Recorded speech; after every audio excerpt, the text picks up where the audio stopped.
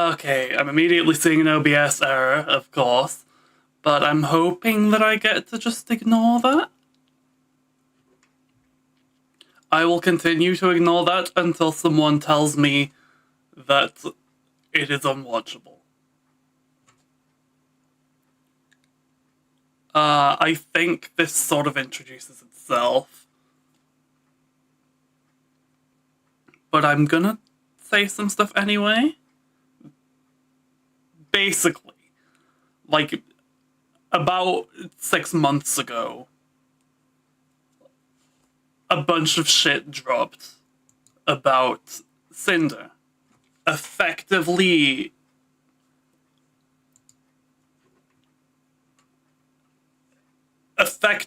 just being a shitty friend and using other people as stepping stones and like some casual cruelty.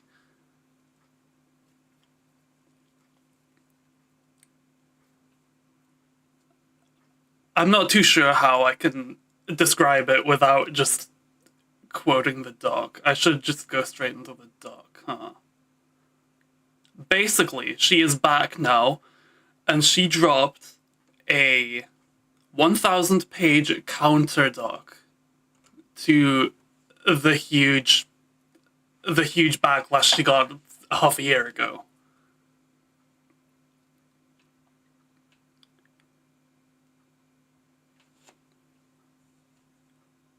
I remember saying something like back when this first dropped, I remember saying something like, this is probably going to be a cautionary tale for the end until the end of time, and this is basically just proof that the kind of drama you see in smaller circles absolutely goes on at the top too. You just don't see it there.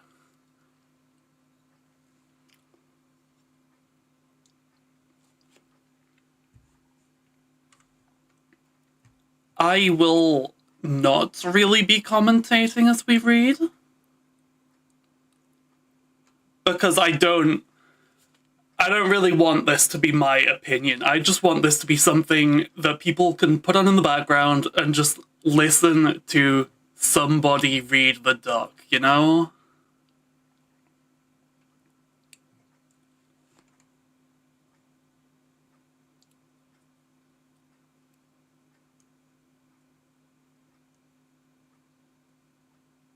I'm gonna shrink myself down here.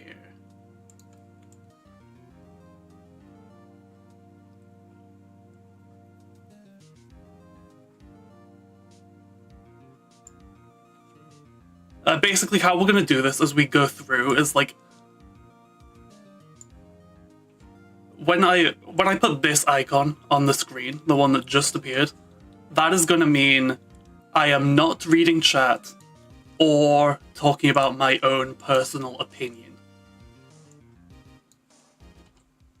It is just pure reading. Meaning, if I remove that icon, I am then talking about my own opinion or reading something from chat. Speaking of chat, I hate to see that it's broken again.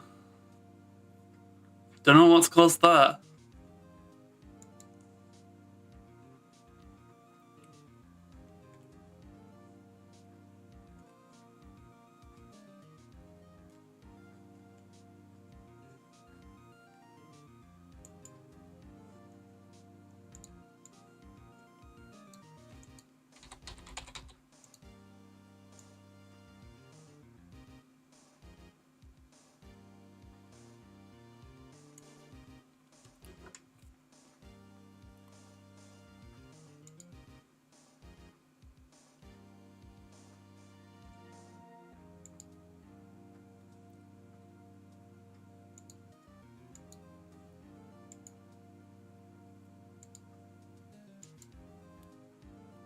I'm gonna give it one more refresh and then just not care anymore. Okay. Yeah, the icon's going up here.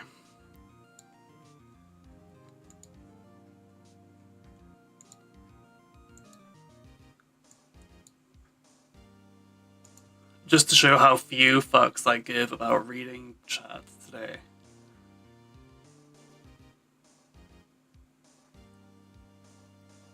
I guess you can see more of my body too. Just to show how few fucks I give about reading chat today.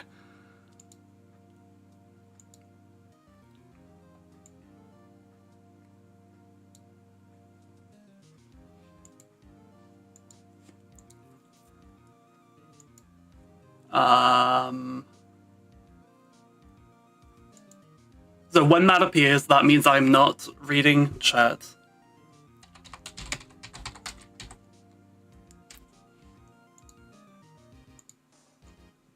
And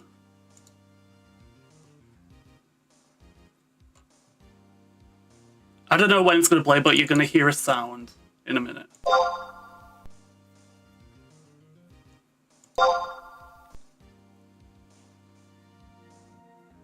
When you hear that sound, that means I'm showing something relevant on the screen that you should probably look at. Otherwise, you can safely, like, not, and just keep it on the background.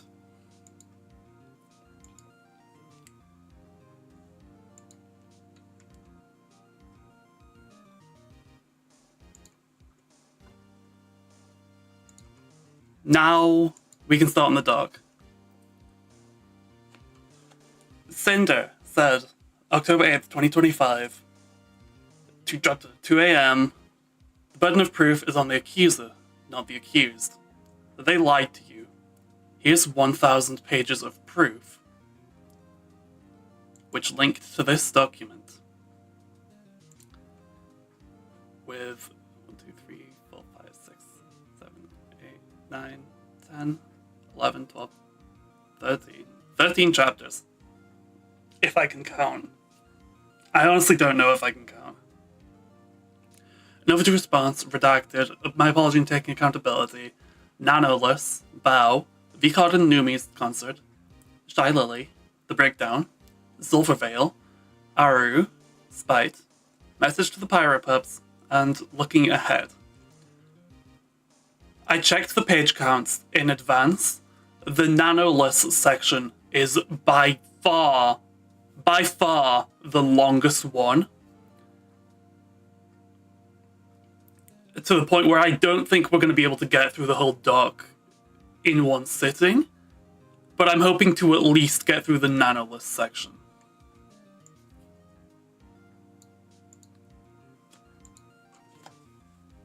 Of course, we'll stop. We'll take breaks as needed. But yeah, I'm hoping to get through the first 4 chapters today.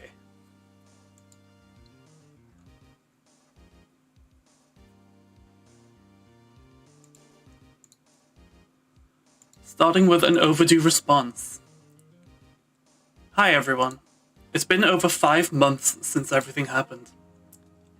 I have never been good with words, and I am especially bad at verbalizing my feelings. I've always hid my insecurities, and it's hard for me to open up about things, even to the people closest to me. It was nearly 2 a.m. for me on April 26th when Nanoless and Bao posted their docs together, after I had finished streaming earlier in the night. I was awake for almost 48 hours by the time I posted my apology. Looking back at it, no, it wasn't good. I was not in a sound state of mind when it was written. I was blindsided by any of this coming out and the accusations made against me. No one involved tried contacting me privately beforehand. I was unable to eat, sleep, or do anything else but watch more documents and statements be released while everything fell apart. I didn't have Red, I didn't have my friends, but I had the weight of the entire internet waiting to see what I was going to say, and how I was going to say it wrong.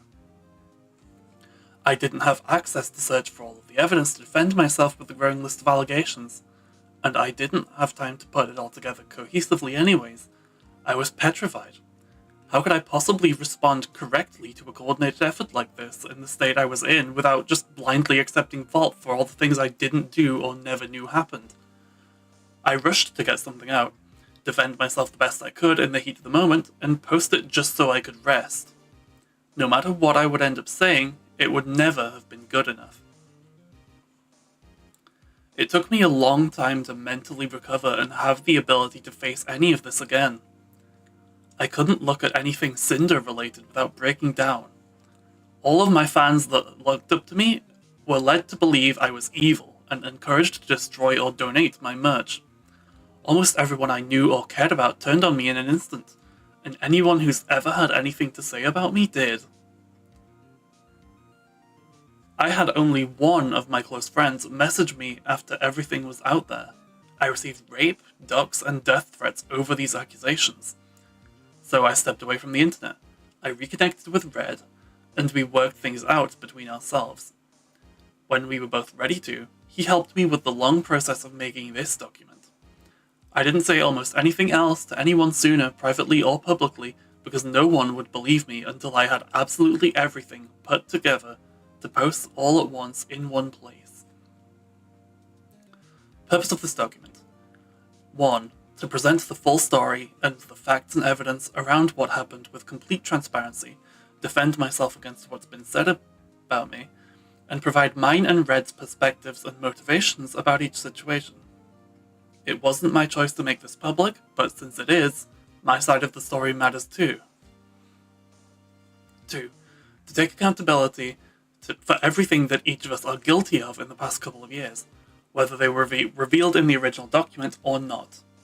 This document will not absolve either of us of all wrongdoing, and it isn't trying to. 3. Dispel rumors, misconceptions, and theories about me. To show how and why things actually occurred, and point out and refute discrepancies and lies in the claims or statements made against me. We've done things wrong, but the amount and degree of them has been incredibly exaggerated or completely made up. 4. This video... Fuck, I keep saying video. Why do I keep saying video? 4. This document contains speculation. Baseless accusations were made against me without evidence, so I've kept speculation labeled as such in this document. Most of it is supported by circumstantial evidence, but should not be treated as solid fact. 5. This document is not to fuel harassment or spread hate towards anyone involved. I am doing what's listed above and posting this document in the same public setting the original documents were. If you have harassed anyone involved, in my defense, you are not my supporter. Your actions are reprehensible, and I've never advocated for anyone to do this for any reason. I'm sorry to anyone who's been affected by any actions of rogue community members against my principles. I have been made out to be a two-faced, greedy, jealous, psychopathic narcissist who's maliciously used, stalked, sabotaged, and betrayed those closest to me, and anyone around me, for my own gain for years, manipulating my way to the top like some kind of evil mastermind. You were lied to. There are things I've done wrong, but this image of me could not be further from reality. This was a complete public assassination of my character over what were lies and assumptions, followed by my cancellation and disappearance, with my accusers profiting from it.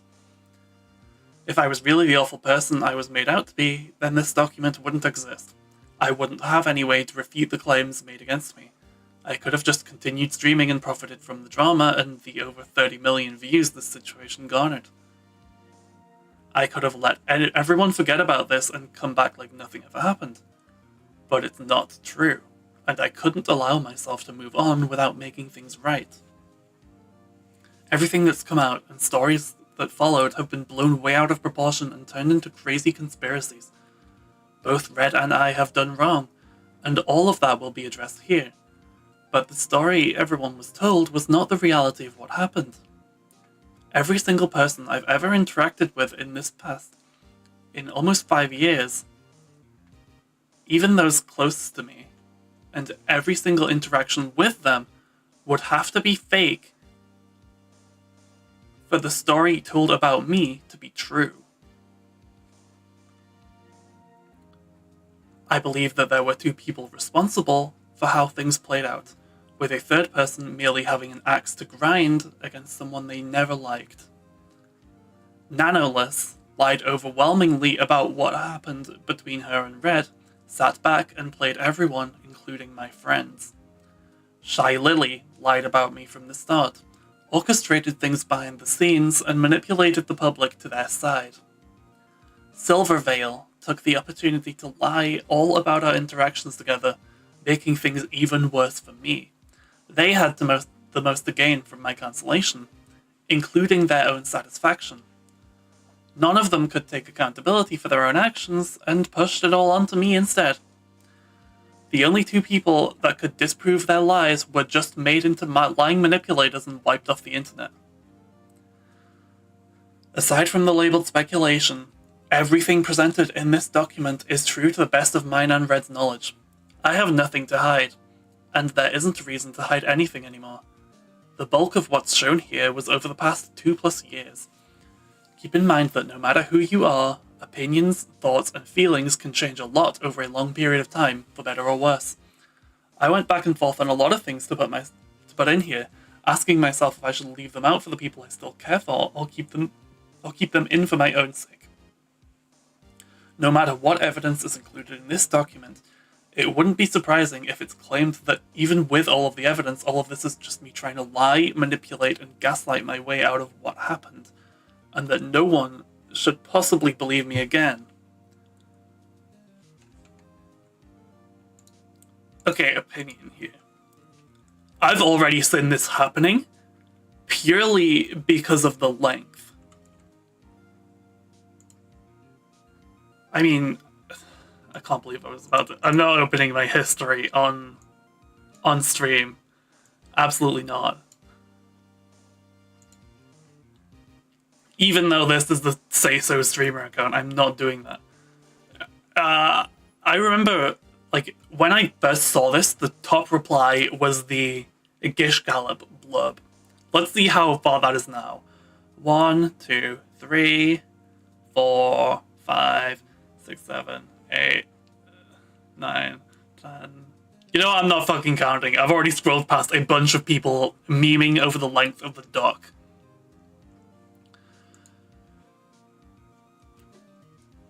I've heard a lot of people call the length of the doc manipulative in and of itself.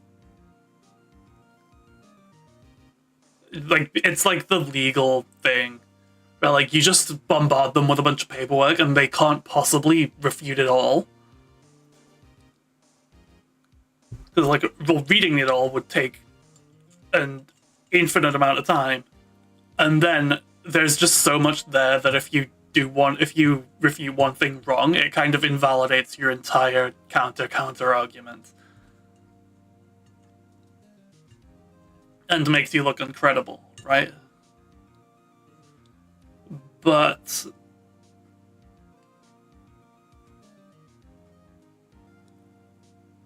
as you'll see as we go along, there's a lot of shit that Sinder just straight up admits to, right? I guess we'll get there when we get there. We'll get there when we get there.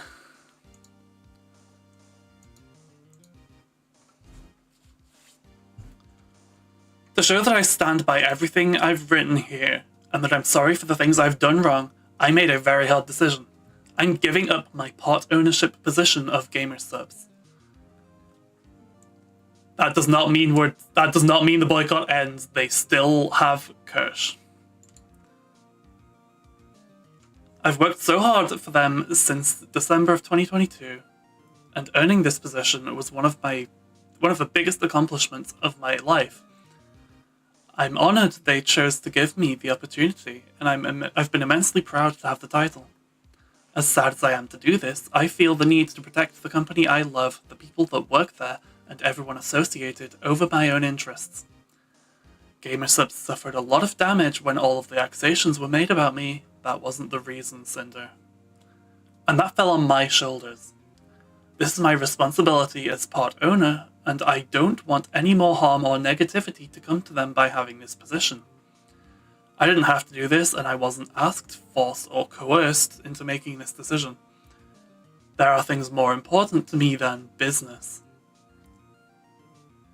I notified them of my decision in June, and it will take effect at the same time this document is published. Each tab in this document is about the people and events related to the claims made against me, where I've provided links to each person's respective statements for reference, the evidence, the context, and mine and Red's thoughts about each situation. You're intended to read each section in the order they're presented. This document should be viewed in desktop and light mode for the formatting to appear correctly. Am I in light mode? I don't actually know if I'm in light mode. I'm probably not. No, I'm not in light mode. Light.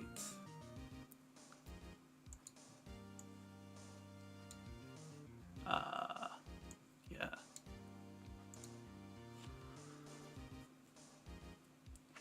I don't think that changed anything.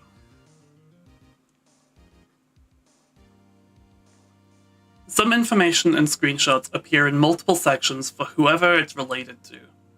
The first few sections, being Nanoless, Bao, Vicard and Numi's concert, and Shy Lily, culminate in a section breaking down what you've seen throughout them, with the last few sections being standalone. Unless stated otherwise, every link in this document is working at the time this is posted. This document will not be edited after it's posted either. Because we live in 2025, I need to say that this document was written without the use of AI. I understand some of the things in this document may be damaging to the people involved. They understood their claims would be damaging to me before they publicly made them too. Everyone can review the evidence for themselves and decide what really happened, and if I really am the person you were led to believe me to be. The burden of proof is on the accuser, not the accused. Moving on to Redacted, Chapter 2. Red helped me put this entire document together. We want to be upfront and honest that this was a two-person effort. I thought she fired him, though. Wasn't he, like, the main player in this whole thing?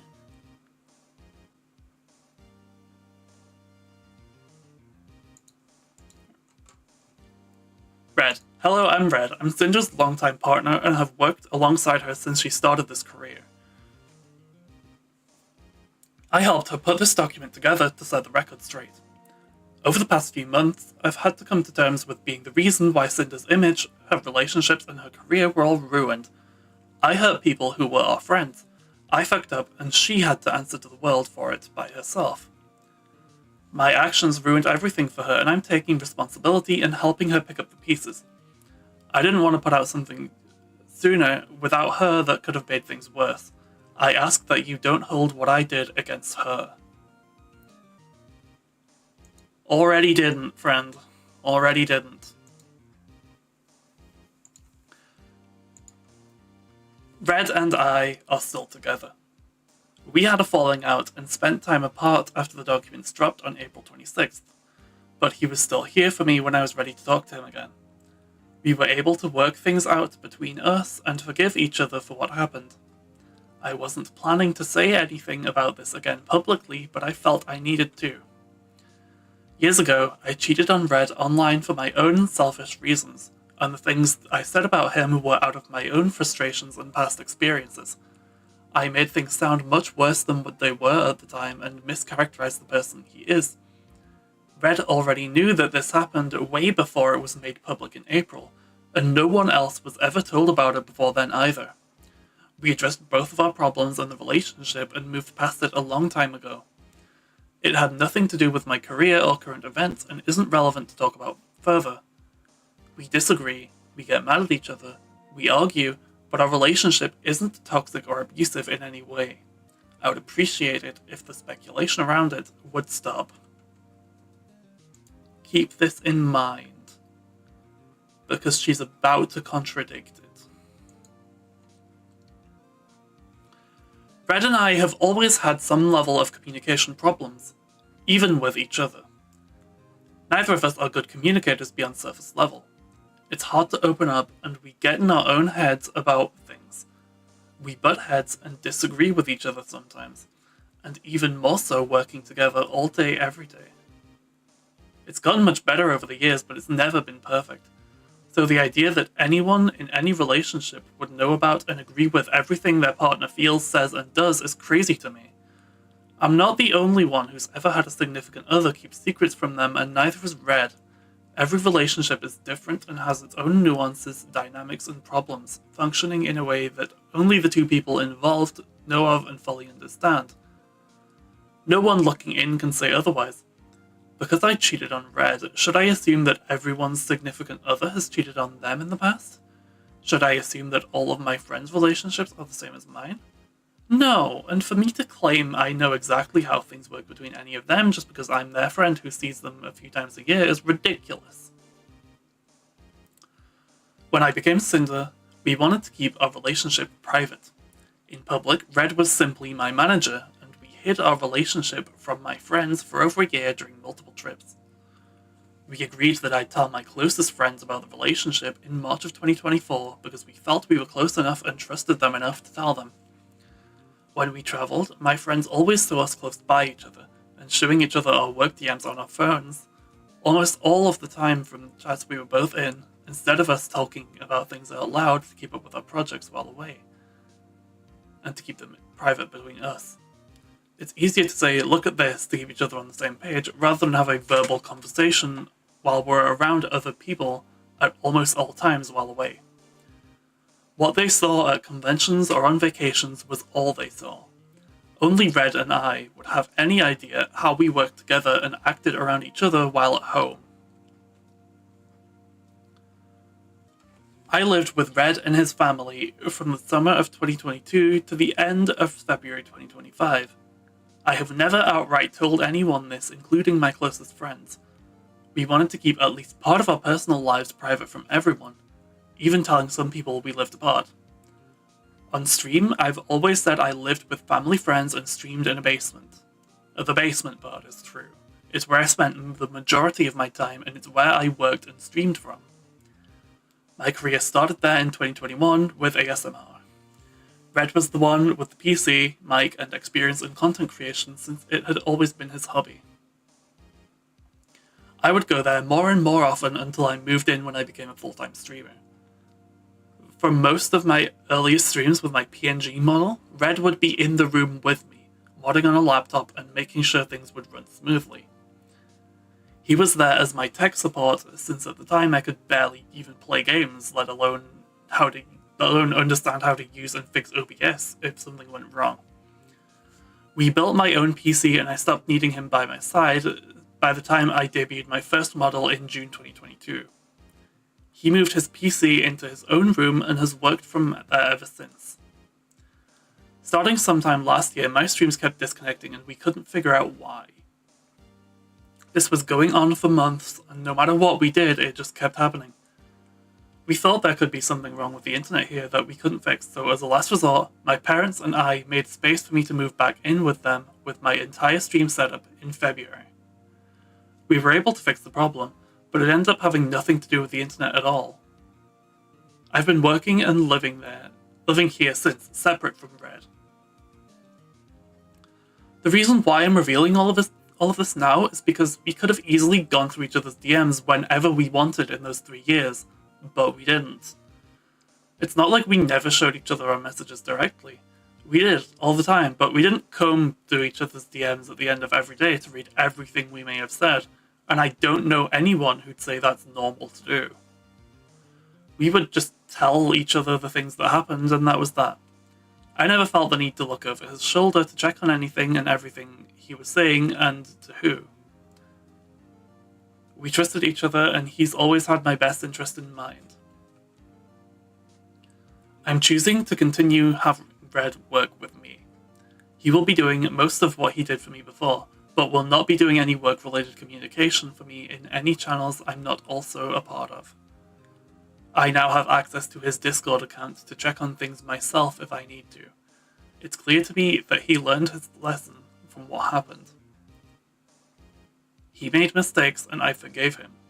I wouldn't be where I am without him, and he's just as much a part of Sinder as I am. He wasn't just the manager that handled the messages, and he had a part in a lot of the things I did. He's always been the main creative mind behind my debuts and other releases too. Even with how involved he was, Red is still his own person with his own ideas, his own opinions, and his own feelings towards me, his own goals, and his own ambitions, working under the same brand as me. He's always been the business sensible one out of us, and the work side of things was always his focus. We worked together on almost everything, but we didn't agree on everything. There have been many business or creative decisions we'd argue back and forth about, sometimes taking days to reach a compromise. Red didn't always consult me before making his own choices in his messages with our partners. A lot of the time I agreed with what he did or said and it was fine, but sometimes I didn't and we either compromised or I had him walk back what he said. Red didn't tell me about every single interaction he had with people we worked with, and I didn't expect him to. I trusted him. There was never a reason for him not to tell me something important. That was until we disagreed about one of my friends, Bao.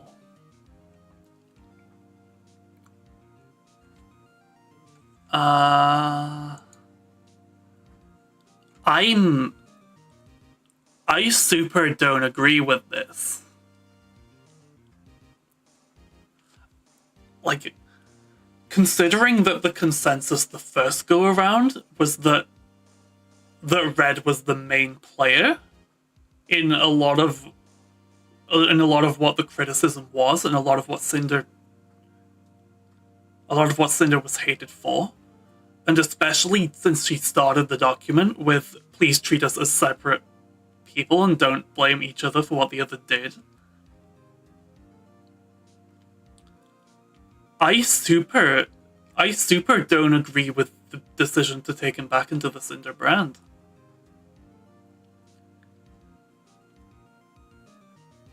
Like, most of the shit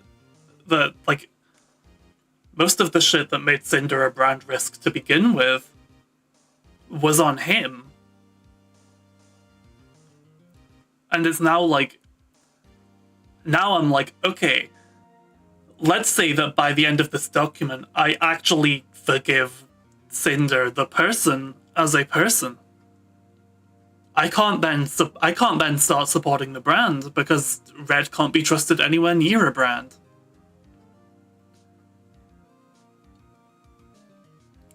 And this is the kind of thing where it's like, okay, I'm looking at this and I'm thinking, who is this document for? Because it definitely wasn't for anyone that hates Sinder, because they will continue to hate her regardless. It's definitely for anyone, not for anyone that likes Sinder, because they're still gonna like her and never needed convincing to begin with. And then it kind of clicked into place. I don't think Sinder's doc is for anyone but Sinder herself. When you're in that kind of a situation where you're getting a lot of hate, you're being vilified, shall I say? Like, when you lose friends, you then have a lot of space where those friends were taking up. That space is now empty. I'm like, you could then go and give that space to other friends, like tell them about the situation, and then they comfort you, and then you get closer with your other friends over it.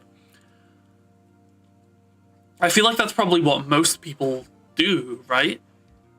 But when you lose everyone, that space stays empty, and you don't really have anything to do except ruminate. You keep replaying every situation in your head and thinking about every small detail about what happened. Even you think even beyond what was even relevant. Right?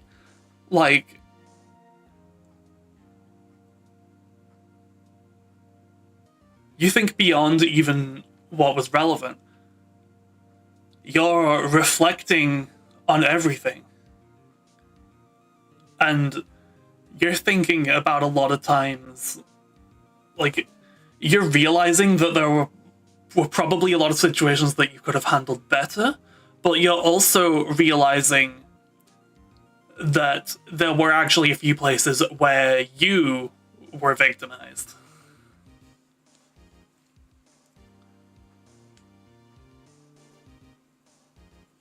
And when you have 6 months with that level, then yeah, you understandably do end up with a 1,000-page document, like, refuting everything.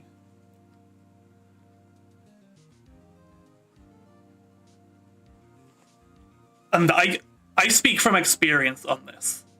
Like, I have dealt with a similar situation, like, beyond the level of Sinder. So I know firsthand, this fucks you up.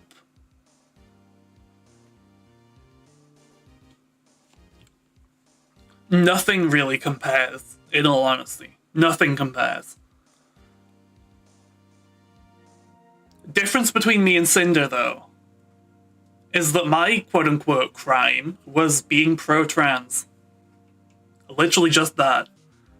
So, where Sinder can actually admit some wrongdoing and build off of that, how am I supposed to apologize for something that wasn't wrong, you know?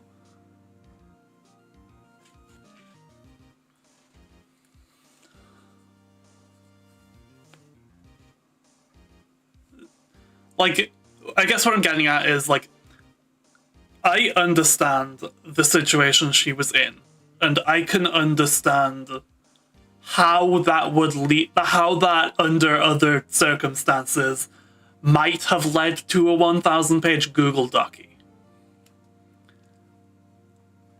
And I don't think calling this manipulative is fair. Like by the length alone. Maybe we're about to read some textual manipulation, but if you're calling it bad based on length alone, I don't think that's enough information. I straight up don't.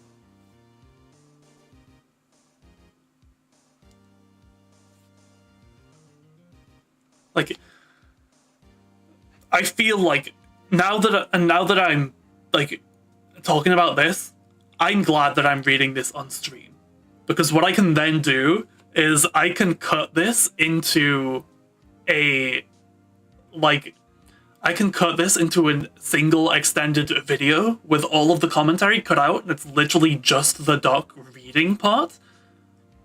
I can make that into a separate video, and people can watch it in the background and then actually understand what the fuck is happening. Because they're playing it in the background while they're doing other stuff, and they're still internalizing it.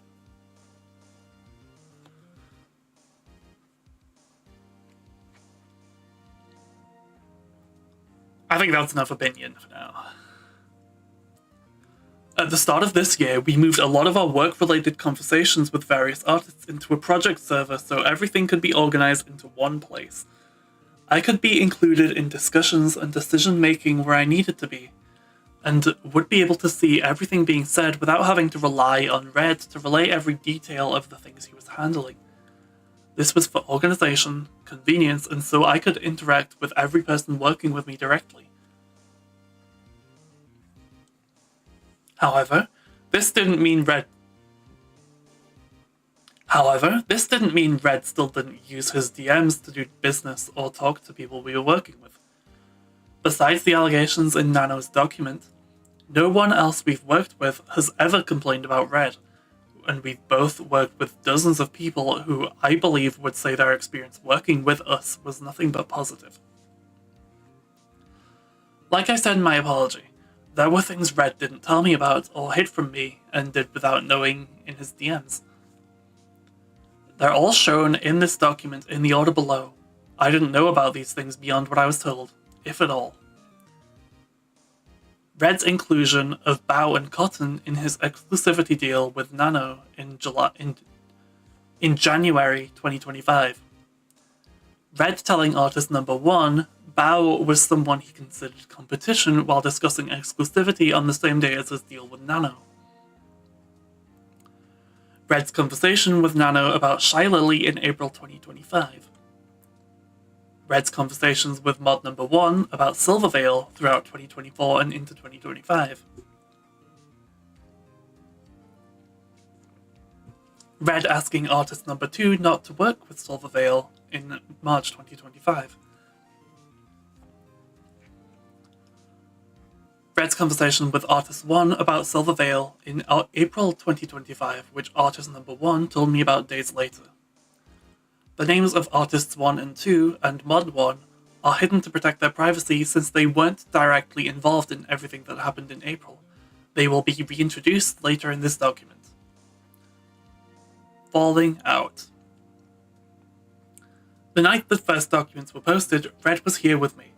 I ended my stream and he came over to see me while we worked on a few things together. We were still awake while Nano and Bao posted their documents at almost 2 AM EST. I didn't understand what was going on and started panicking. Red tried to explain what happened, but I blew up at him and kicked him out, regrettably refusing his help. We weren't in contact for almost a month after. I had one close friend reach out to me after things were made public, and I responded to them sometime after Red was gone. I chose not to include their message here. But Sinder Sinder on what's month 4 again? I do not with this American format.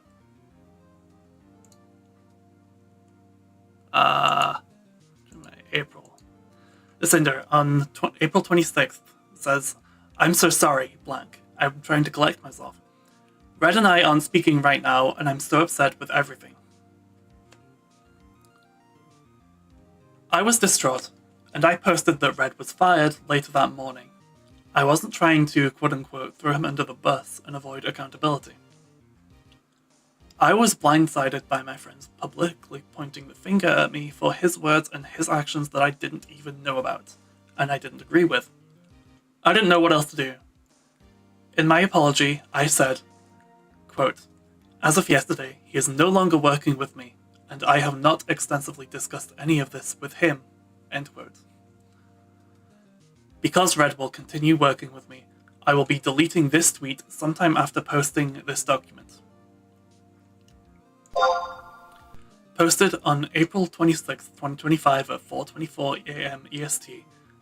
Cinder says effective immediately, Redacted will no longer be managing or overseeing my VTuber activities.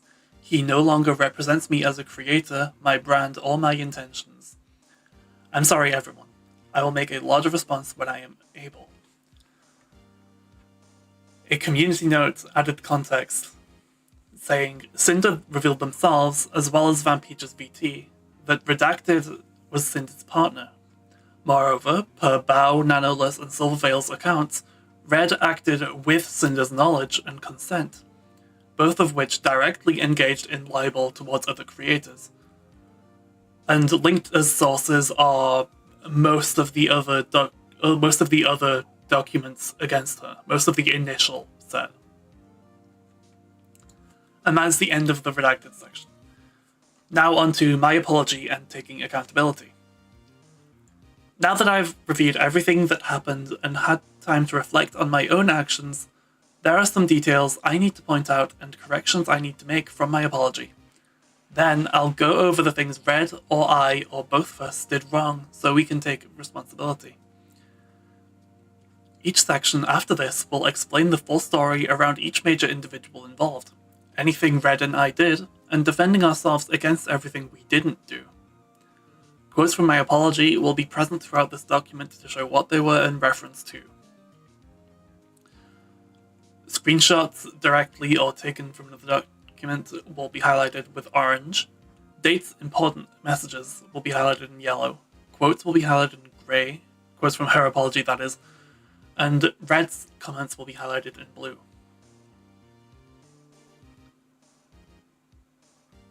Sinder posted her own apology on April 27th, 2025 at 4:16 p.m. EST. The things I claimed and admitted to in my apology were based on what I knew at the time, what was published in everyone else's documents, and what Red told me right after. I shut him out when I shouldn't have. I made my apology without his help, without all of the info in front of me, and without knowing the full scope of what happened, how it happened, or what to believe. I was under extreme stress and pressure to say something as soon as I could, and was expected to accept fault for everything I was accused of, but not guilty of doing. Some of the things I wrote were overly apologetic, and I made things sound worse than they actually were because of the severity of the situation. The main takeaway people had from my apology was that I pushed everything onto Red and didn't take accountability for anything myself. I do not agree with this. I think that the reason people responded more harshly towards Red than you is because Red did more wrong than you.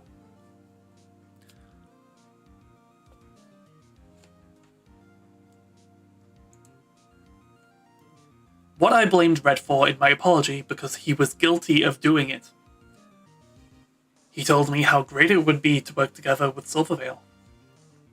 He held a grudge against Bao.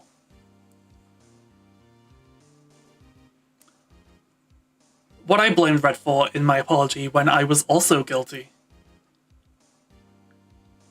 Red was the one with the business-oriented outlook on things from the start. I adopted that same mindset myself from working together as time went on, and wrongly made it sound like I was brainwashed into thinking this way in my apology. What Red was guilty of in my apology that I didn't know about until writing it. Red and Nano ever talking about a model for Giri in November 2023. Red including Bao and Cotton in his conversation and eventual deal with Nano around exclusivity in January 2025, and badmouthing Bao in their DMs as if they were our shared feelings. Red talking to Nano about Shy Lily and her model in April 2025. Things I said about Red in my apology that I was wrong about. He did not manipulate Nano, and he did not push Nano to not work with Silvervale, and she was not a constant topic between them. Things I took accountability for in my apology. 1. Agreeing with Red to talk about Nano about exclusivity, agreeing to specifically name Silvervale in the terms, and knowing a deal involving her was made. 2. Guilt-tripping Nano. 3. Feeling overly attached to Nano and her work. 4. Not knowing what Red had said about Bao to Nano when I should have. 5. Not speaking to Bao about Red's feelings towards her and letting it spiral to the point it did. 6. Being upset and taking it personally when Bao hired my video editor. 7. Being upset when Sakramor told us he won't be working with us again. 8. Confiding in Red about Shy Lily's behaviour towards me. 9. Becoming more resentful towards Silvervale. 10. Letting my insecurities and public comments influence my feelings towards Silvervale. 11. Assuming spite copied me. 12. Being very possessive of my design details early on in my career. 13.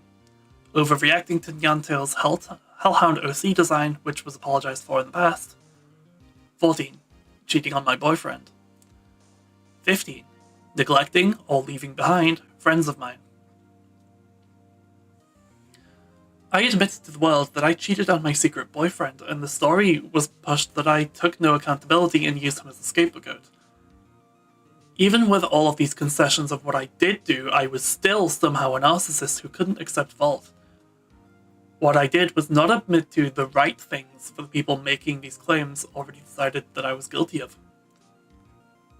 They expected me to apologize for everything I've ever done without any of it ever being mentioned, even if the matter was already settled in the past. I understand that the things my manager did that I didn't know about are ultimately my responsibility, and my ignorance doesn't change that. I should have taken more care to check up on what he was saying and doing. But I was being blamed publicly for things I had nothing to do with. My accusers went out of their way to claim Sinder did this and Sinder did that, completely disregarding Red's agency from any of his words and actions. The proof I must have known about everything he's ever said and done was because they said we worked on things together on our phones during the few times a year we were traveling. And Nano's document showed 2 of my screenshots from over a year apart from separate situations where I knew more or less what had happened with her and Red. There was no other evidence presented for their claim, but they told everyone it absolutely had to be this way. Emphasis was placed on Red's usage of we and are, as if they could know for a fact it meant Red was always speaking with my knowledge, approval, and oversight every single time he said it. This was necessary for the narrative to work against me. Here's what I said in my apology about this. I do not condone anything about what Red has said about Bao in these DMs either, and him using we and are in this context is abhorrently incorrect, and I believe this was done to gain greater credibility behind what he was saying. End quote. Red had this to say. I've always been more or less the creative lead on things we did, like model designs, project ideas, and art in general. And Sinder often agreed with my creative judgment. She trusted me to do the communication I did for her without oversight. For example, a lot of the times I would be the one talking to the artists we were working with, who only knew me as Sinder's manager. If I knew the direction I wanted to take something, with or without talking to Sinder beforehand, and I said, I want this art to be like this, instead of Sinder wants this art to be like this, then it felt like an awkward thing for me to say. In my mind, to the person we're working with, I'm just the manager, not the creator, not the streamer, and therefore not their client. What I myself wanted wasn't important. What Sinder wanted was. So in order to give weight to what I would say, we started using we early on, without speaking for her directly by saying Sinder. If we wanted to do something a certain way, then it'd give me agency by implying that we both agreed on and made the decision, and that Sinder was aware of the decision being made, regardless of whether or not she actually was, and that my words had meaning. I was speaking on we the brand's behalf, and it became a habit of mine to talk this way regarding any project or business dealings. I didn't start doing this because anyone told me I should be. I didn't speak like this all the time or in every single message.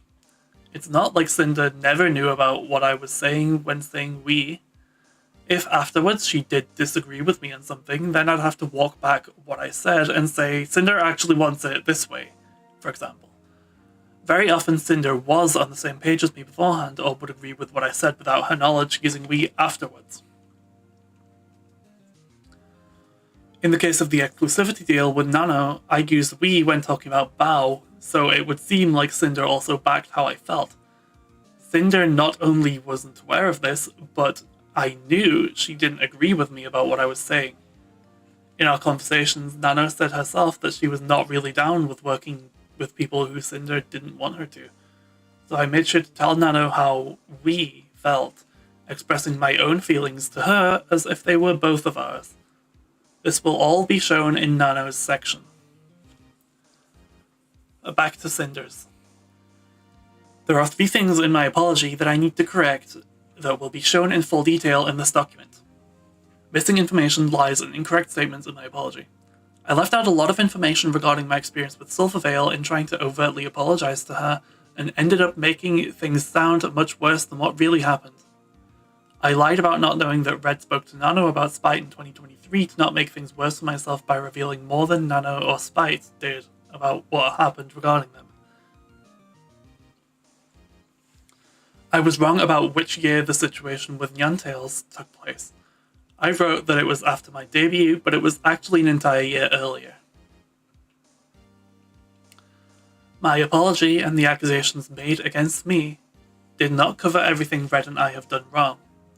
I've laid out everything below that will be presented throughout this document so we can address them and take responsibility. Explaining the motives and reasoning behind our actions are not meant to justify or diminish them, or the feelings of those affected, but to understand why they happened. Everything one of us or both of us are guilty of that accountability is taken for and shown in this document in the order they are presented in. We both became neglectful of many friendships and personal relationships, both online and in real life. Red and I became consumed by our work and prioritized career over everything else. Red considered everyone, including our friends, competition to some degree, and I agreed. Red and I left Tricky at our hotel in Tokyo one day during our Japan trip in October 2024. I chose to distance myself from Cotton after what happened between her and a friend. I tried going back on my agreement with the artist Nixu in April 2025. Red asked Nano not to work with Spite in January 2023 and told about it afterwards. I lied about not knowing he spoke to her about Spite in my apology to avoid talking about it. Red initially dissuaded Nano from accepting a model from Giri in November 2023. I guilt-tripped Nano in November 2023 and February 2025, but still sided with her. Red reassured Nano about her considering and cancelling Bao's model in August 2024. I knew Bao's model was cancelled in August 2024 and didn't try to do anything about it. Red and I agreed to talk with Nano about exclusivity, including not working with Silverveil specifically on any more models, in January 2025. Red and Nano agreed for a deal for her not to work with Silver, Bao, or Cotton in January 2025, and he only told me about Silver's inclusion. Red spoke to Nano about Shy Lily in April 2025 after seeing Nano work on a model for her, and never told me about this conversation. We asked our editor about exclusivity after Bao started working with them in September 2023. Red convinced himself that Bao kept her editor to hurt our future music video projects in December 2024, then held a grudge and list of grievances against her. I didn't speak to Bao to clear things up about what I knew Red held against her, and it led to me being an awful friend to her for months at the start of 2025. Both Red and I mismanaged the planning and communication with Numi about her concert at the start of February 2025. I pulled out of performing in her show and almost didn't go after choosing business over my friend. We both grew to dislike Silverveil over the past few years for various reasons, including harassment and comparisons, my own insecurities, and how Silverveil acted towards me. Red asked an artist not to work with Silverveil in March 2025 and never told me about it. Red and I assumed Spite was copying me in 2022 and early 2023. I overreacted to Nyantel's Hellhound OC design in 2021. See, this is the kind of thing I mean. This is the kind of thing I meant before. Like, she admits to just so much stuff that this can't possibly be a manipulation attempt. Right? Or at least, she's not trying to win anyone back with this.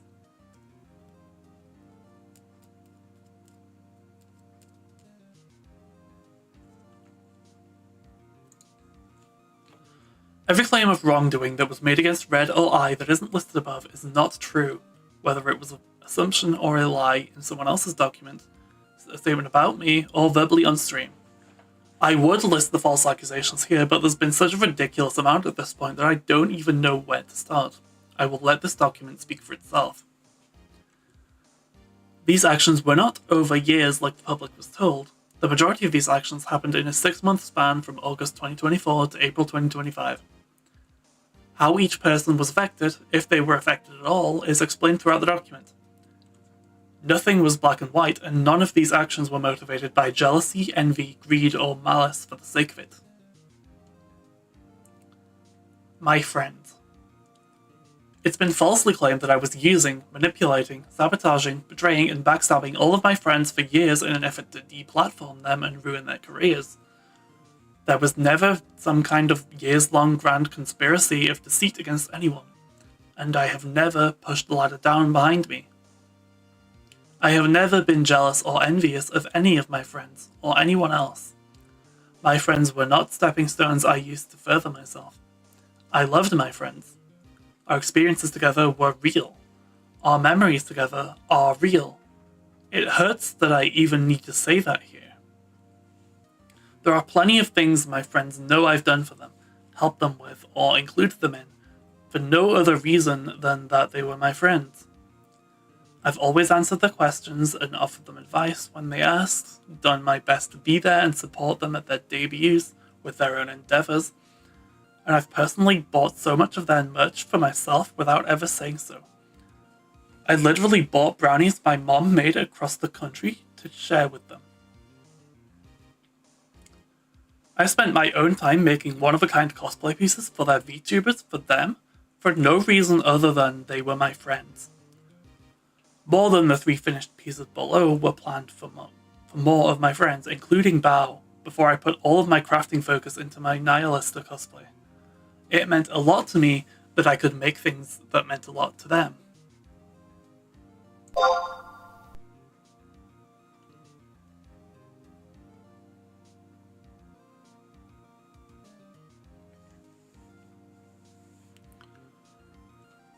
I don't know what they think I did against them other than what was listed above, or where these ideas came from, or what rumours they were hearing about me, or how my friends collectively agreed this must have been the case after everything we've done and shared with each other.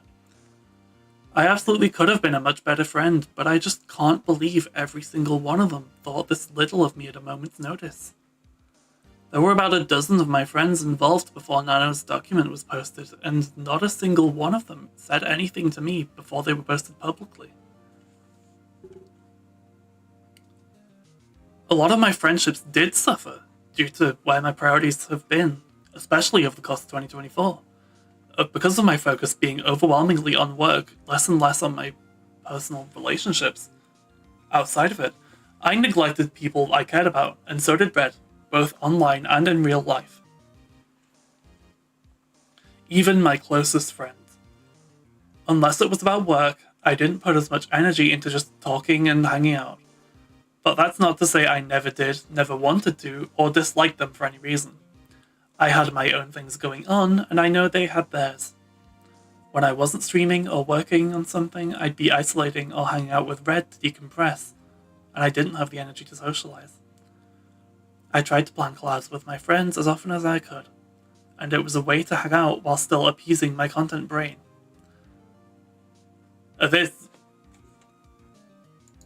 This is pretty much how I see it. Myself.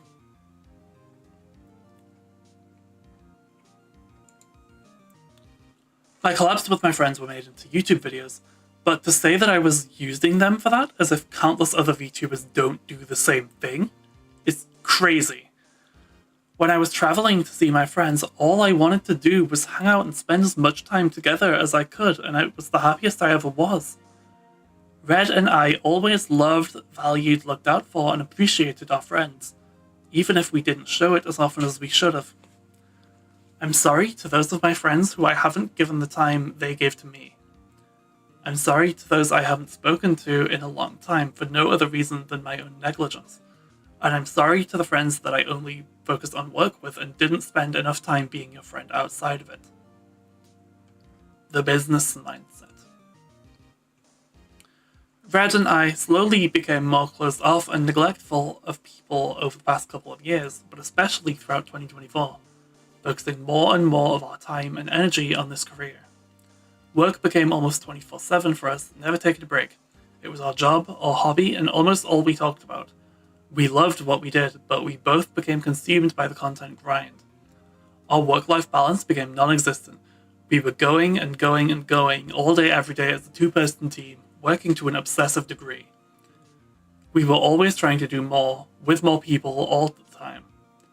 Everything became about doing bigger things, achieving more, accomplishing more, growing bigger, launching more cool things, having more opportunities, while keeping up with at least 4 to 5 streams a week. Our problem wasn't greed like it was claimed, it was ambition. Ambition that was wearing us too thin to keep up with everything. But it was never enough to take a step back and relax. We were always looking ahead, always had to be progressing, and never stopped to appreciate where we were or the people around us. The money was nice, but it's never been the driving factor for anything we did.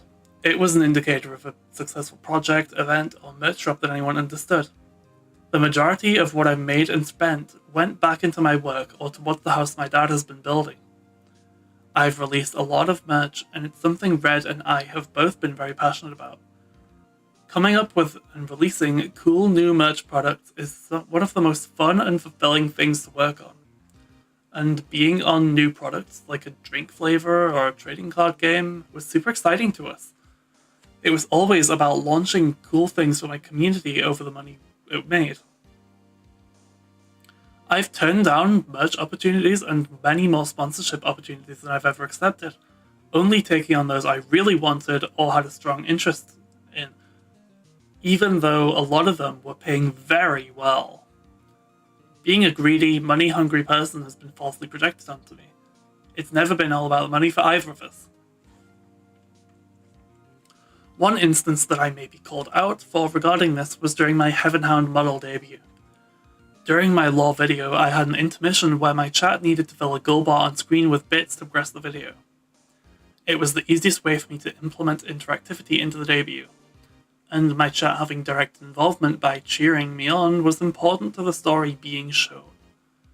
The motivation wasn't to have people give me money for the sake of it. This mindset got myself and my career to where it was, but it took over our lives to an unhealthy degree, leading to the deterioration of our health and our relationships with people. Being cancelled and away from work gave us the time to address the problem in our personal lives. For example, I have my own dog now who's been keeping me busy. I've gotten back into cosplay after not working on my Nihilist build for months. I've been trying to lead a healthier lifestyle, and I've been going to the gym regularly. Despite finding it difficult to be motivated about things since April, I've been making changes so I don't fall back into the same unhealthy work mindset I was in. Competition. In my apology, I said, quote, "I'm disgusted with myself for buying into the narrative that my friends were competition. I just learned about all this myself, and there could have been so many other friends affected by the narrative that things always had to be competitive." End quote. Red always considered everyone our competition, including my friends. I understood and agreed with his reasoning below. It didn't change anything between my friends and I didn't treat them any differently because of it. The only person I directly became competitive against was Silvervale, and that was not right of me. Red had this to say. The content creation sphere is massive, and the VTuber sphere is a fraction of that with its own audience. Everyone is always doing something, launching something, playing something, and it's a constant race of relevancy, whether you want to look at it that way or not. It's the nature of the industry. Part of the reason why we were always working on new things, releasing bigger things at a faster and faster rate, was to stay competitive in the space. In a general sense, everyone was competition. Friends, other VTubers, and other content creators. But at the same time that anyone and everyone could be considered competition, they were also collaborators, co-workers, and partners. The end goal was about staying relevant, and in people's minds, and making sure our projects could succeed alongside anything going on at any given time, while also topping our own things we've done in the past. At no point was this view ever motivation or an excuse to hurt, take advantage of, or put down creators around us, especially friends. This is a business. It's a job. But keeping the business aspect of things in mind didn't affect the way I saw friendships with people or the way I treated them. They were my friends too, and we both cared about them, supported them, and helped them out when they needed it. I've always had the backs of the people closest to us. The only people I've ever considered as direct competition in the negative sense were people either we had something against, or they had or did something against us, and were working with artists important to us. By April 2025, this was only Silvervale, from how she acted towards Sinder for years. Bao after what I thought she did to us and our other friends in December of 2024, but only sometime after my deal with Nano in January 2025. And potentially soon to be Lily by the way she was treating Sinder and coincidentally getting a model from Nanoless at the same time. It was wrong of me to feel this way, especially towards Bao, and I'm sorry. Back to Sinder. Here I want to address the people Red and I hurt that don't have a large section in this document. Tricky. My friends Red and I travelled to Japan last year. About a week into our trip around the country, we arrived in Tokyo for the last few days there. Red, Tricky, and I were all talking about going to the Godzilla store the night we arrived, but other plans left us with no time to go. The next morning, Red and I were up super early and ready to go and to leave the hotel at around 8 or 9 p.m. We waited in our hotel for about an hour without hearing from Tricky at all. Because we only had a few days in Japan, Red and I wanted to make the most of our remaining time. We were around friends all week and didn't have much, if any, time alone in Japan together either.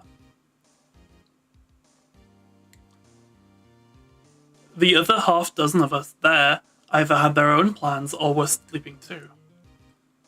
There were other friends staying at the same hotel as Red, Tricky, and I, so instead of waiting around for Tricky to wake up, we selfishly chose to go out to the city and to the Godzilla store without her. By the time Tricky was awake and ready to leave the hotel, Red and I were across the city and didn't go back to get her. We only met up with her towards the end of the day when everyone reconvened somewhere. Red and I are sorry to Tricky for leaving her behind and hurting her. We've always been there for her, especially when we've travelled together. We didn't think she'd be left completely alone with how many of us were together in Tokyo, but we still should have waited for her instead of going off on her own. She was one of our best friends, and we're both so sorry. Cottontail VA. I'm sorry to Cotton for the way I've avoided her and turned down collabs together for a situation that had nothing to do with me. I thought I was being a good friend to someone I was close with, but it was unfair to her to treat her that way. I did not agree with how Red included her name in his deal with Nano. And I wouldn't have let him if I knew about it, regardless of how I felt about her at the time. Red says it was wrong of me to ask Nano not to work with Cotton. It was a spur-of-the-moment thing, and after hearing about the situation she was involved in, I took it upon myself to do what I thought was right by another friend. Cotton's always been nice to me personally, and she didn't deserve that. I'm sorry. Nixu. Nixu deleted her tweet with her document about me. She shouldn't have, because she was right. I'm going to include it here for reference, but I've left it out because of what she wrote in it. So instead I've summarized the situation below. Second, I don't want any kind of public reactions for this. I really don't want to appear on videos or similar. I don't want my case being used as an excuse to put more hate into it. I just want to share and let it out my chest. I'll probably delete it in the end. Nixu, or Iomaya AF, is an artist that reached out to me via email about making artwork in exchange for showing it off and giving a shout out to her Patreon on stream. I hadn't seen the email, but she made a tweet laying out her terms and tagging me in it. I messaged her that I was interested. I put her in contact with Red, and he handled things from there. Through Red, we made our agreement. It wasn't until she had a large portion of the sketch finished that I changed my mind about the agreement and didn't want to do it anymore. I don't know what was going through my head or what the reason was for this, but I told Red to call it off. Red tried to make it seem like there was miscommunication somewhere to save face for me, but it was really because I was being unprofessional. He talked to me and I agreed to follow through with the art showcase and shout out on stream. However, I failed to follow Nixie's terms as they were agreed upon. I didn't verbally shout out her Patreon. I only showed the link to it that was on the artwork. I also didn't show the censored NSFW version of the art, but that was because I was worried about getting in trouble with Twitch. This was an unprecedented situation I caused with an artist, and I've never done something like this with anyone else. I handled an agreement I made extremely and regrettably unprofessionally. This was way out of character for me, and I'm sorry to Nixie for how I handled things and for the stress I caused her. I encourage anyone reading this to please support her and her incredible work. That is the end of that chapter. I am so sorry if I'm butchering people's names, by the way. But now we get to the Nanoless section. 300 pages. I need to drink water.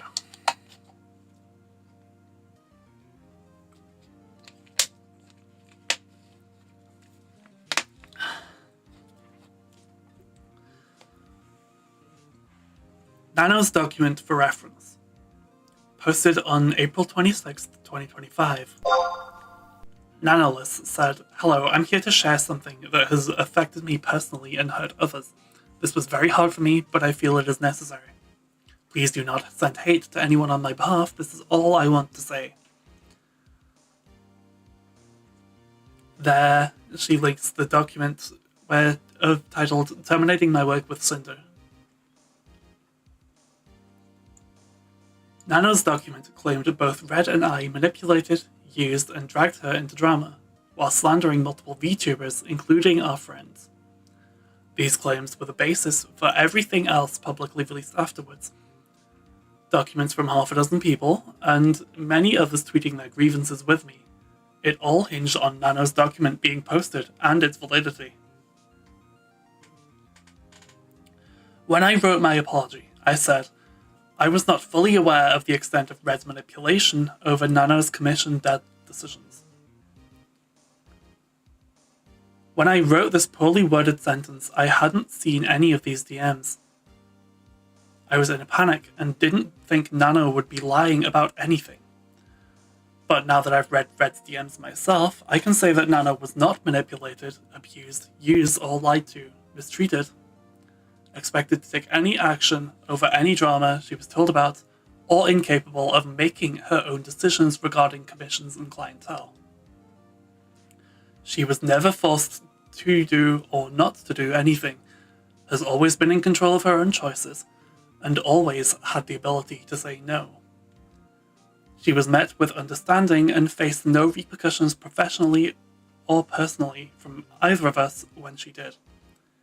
Nano's messages with Red were deceitfully presented to push a narrative that never happened.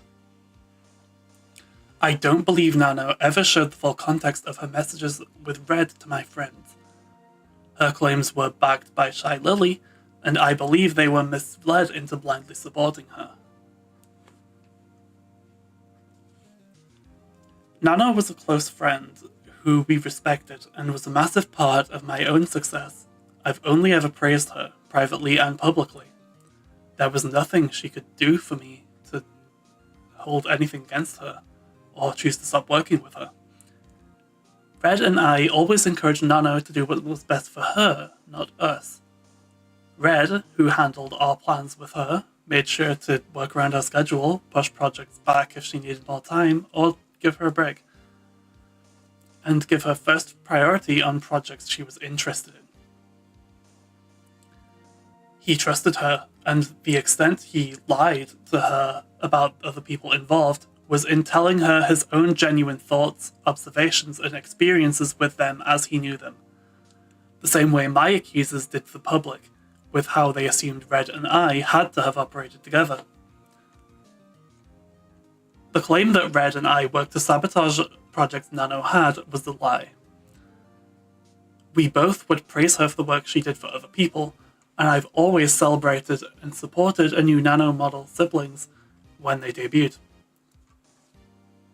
Even if Red was really asking Nano to cancel every model she had, it was ultimately still her choice to do it or not.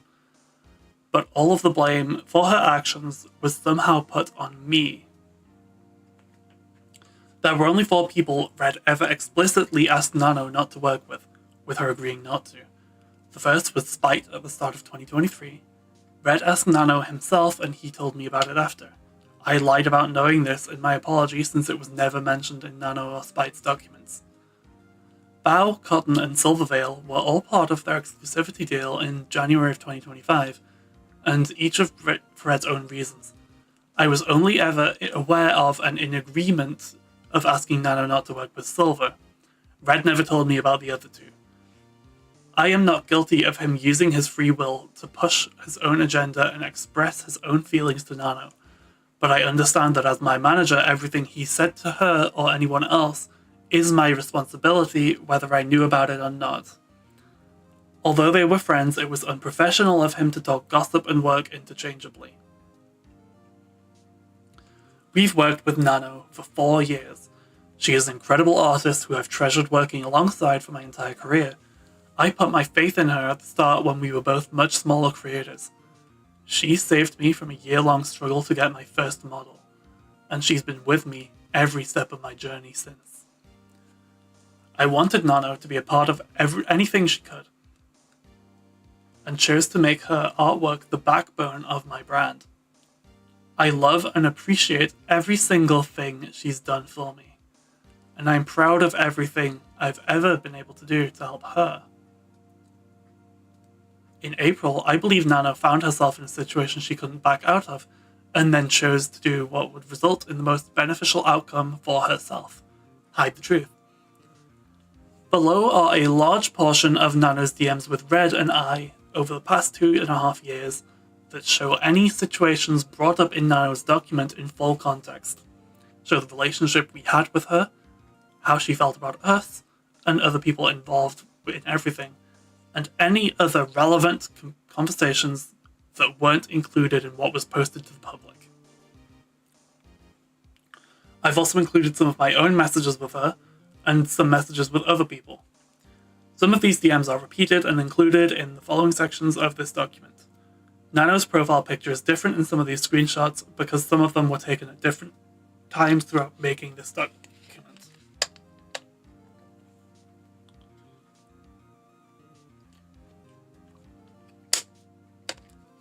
Everything's in chronological order, all dates and times are EST. Censored any private information or names of people who weren't directly involved. Screenshots that include names that were in any of the documents are highlighted with red border. Screenshots that are directly taken from another document are highlighted in an orange border. Dates and important messages within any screenshots are highlighted in yellow. Quotes from Sinder's apology are highlighted in grey.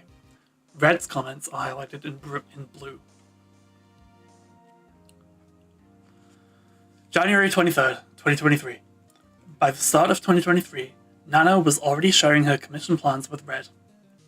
She also told him that it was okay for us to commission someone else for much artwork Red had previously talked to her about. Red said it was no problem for us to wait for her to do it. Like I said in my apology, quote, "In regards to Nanolith, for the majority of the time working with her, Red was the one almost solely doing the communication about new plans and negotiations through his private DMs." End quote. January 23rd, 2023, 4:34 p.m. Redacted said, "Oh, and just curious, but was Blank the only new client you took on for this year right now?" Nano says, "Got another one, but it's done already. Cat nod emoji." Red says, "Okay, cool.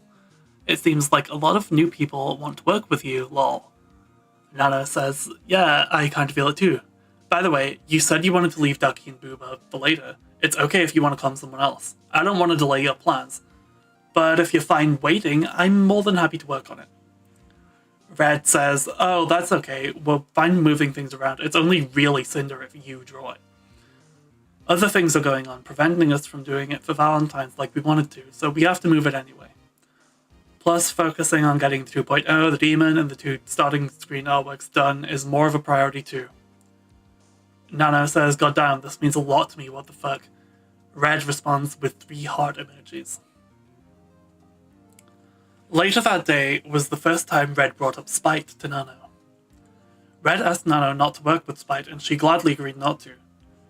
Red only told me about this after it was done. It was not something we talked about beforehand, but I was okay with it. Nano never said anything about this to me, and we never talked about spite. I shared the feelings Red expressed here, since he was the only other one who knew how I felt. What he said about negative comments I was getting was true. Everything regarding spite is presented in her section of the document. This was not included in Nano and Spite's documents at all. Why? Since they didn't say anything about it, I chose not to either. I lied about not knowing about Red's conversations with Nano about spite to try to not make things worse to myself, but I accidentally alluded to it because of the state I was in. Quote, once again, I had no involvement or knowledge of Red bringing up spite to Nano in 2023. My only personal involvement was excluding someone specific. My only personal involvement was with excluding someone specific from working with Nano with Silver.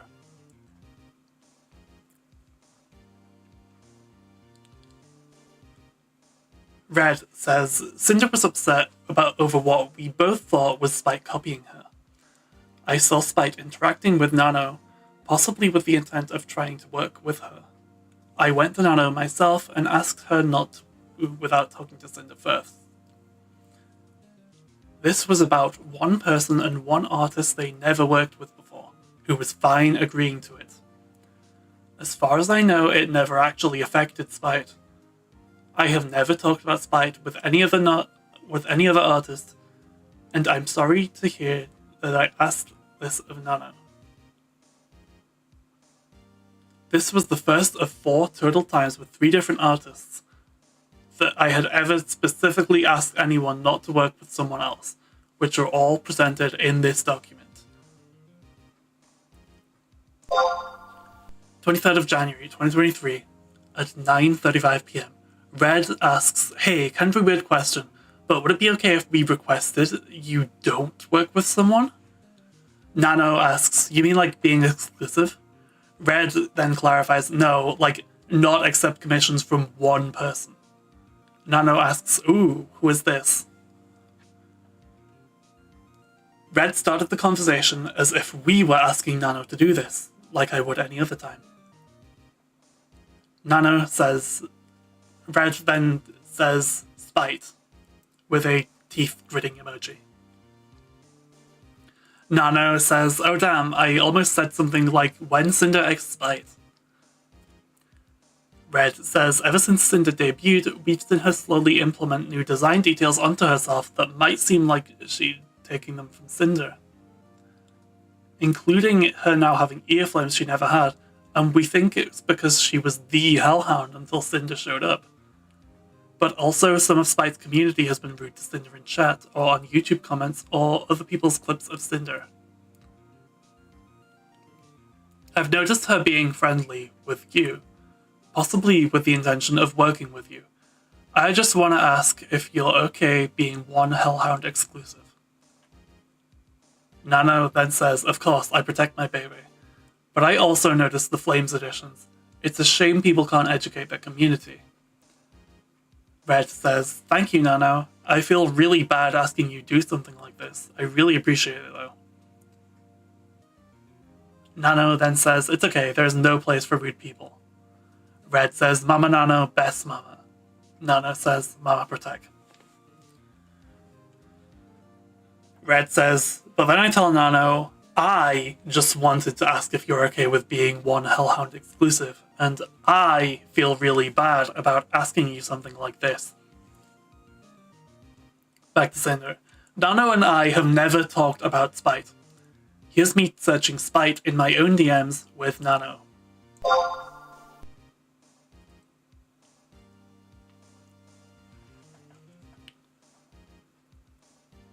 January 26th, 2023. An example of the relationship Red had with Nano and how they would talk with each other. Nano told Red she wants to make my winter outfit after Red messaged her about it a few days earlier on the 22nd. 22nd of January, 2023, 3:52. Red asks, hey Nano, were you interested in designing Cinder's winter outfit? Not until a lot later this year. Wanted to ask in case we need to find someone else to design it for you to draw. A few days later, Nano asks, did I agree on doing Cinder Winter? Because I do, I just don't remember if I have replied to that. Red says, you did not reply to that, Nano. Nano says, I want to do them. Red says, oh my gosh, you do? Nano says, I do? Red says, I gotta talk to some people and change some things around. Oh my god. Nano says, wait, if you already got someone for that, no need to change. Red says, no, I'm just kidding. Nano says, fuck you, them. Red sends a Club Penguin emoji, and Nano sends a cat emoji. Then Red says, yeah, you can do it if you want. Nano says, I don't want to anymore. Red drops a sad Pepe emoji. Nano says, just kidding, I love Cinder, but fuck you. Red drops another Club Penguin emoji, and Nano sends a gun emoji.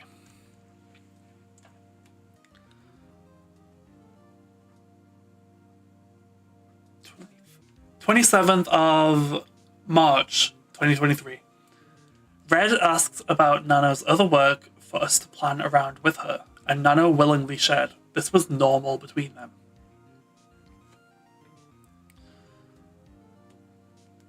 Red, we don't know what time, says, be confident, Nano. Nano, on March 27th, 2023, replies, I'm not, it's my nature. If you expect low, anything is a win. Red replies, well, I'm glad it's been going good for you. What does your art schedule look like right now? Nano replies, Demon Cinder, March/April, 2 arts. Someone else in April/May gets a full new model, and someone else in mid-April gets art cuts. And a few cup arts in between. Already have something around June, but I think that's it. Red asks, let me see what Cinder and I had planned to work with you on this year. Nano says, oh yeah, it would be great to know everything. Also, is it okay to have Cinder arts for Patreon rewards? I didn't have much time for Patreon, so they are starving. 29th of March, Nano told Red she wouldn't be able to meet the deadline for the 2 pieces of art she was working on for me. Red was sympathetic and extended the deadline for her. Nano implied that she'd been taking on too many projects. Nanoless, March 29th, 2023 at 6:30 p.m. Hey Red, I'm feeling a bit concerned about deadlines for the 2.0 art. Red asks, what's up? Nano says, I think it would be better if you find someone else for the 2.0 start screen. I didn't know they would be used the same day. But I can work a bit harder to meet the dates if you really want me to work on it. Red says, do you think you'd be able to do it by the end of April? I know you have blank and blank in April too, right? So maybe mid-May? Nano says, oh, I thought it would be earlier. Red says, well, ideally we would have wanted both arts within the next week or two, but if you can't do that, then we're going to have to push back the debut for other things too. End of April, mid-May would be okay if you can manage with that. I don't want to overload you too much. Nano says, yeah, for the next 2 weeks would be very pushy for me, but end of April/mid-May is good. Red says, okay, I'll let Cinder know. Praying emoji. Nano says, if you can't push back the debut, I really recommend someone else. Don't want to delay things for you guys.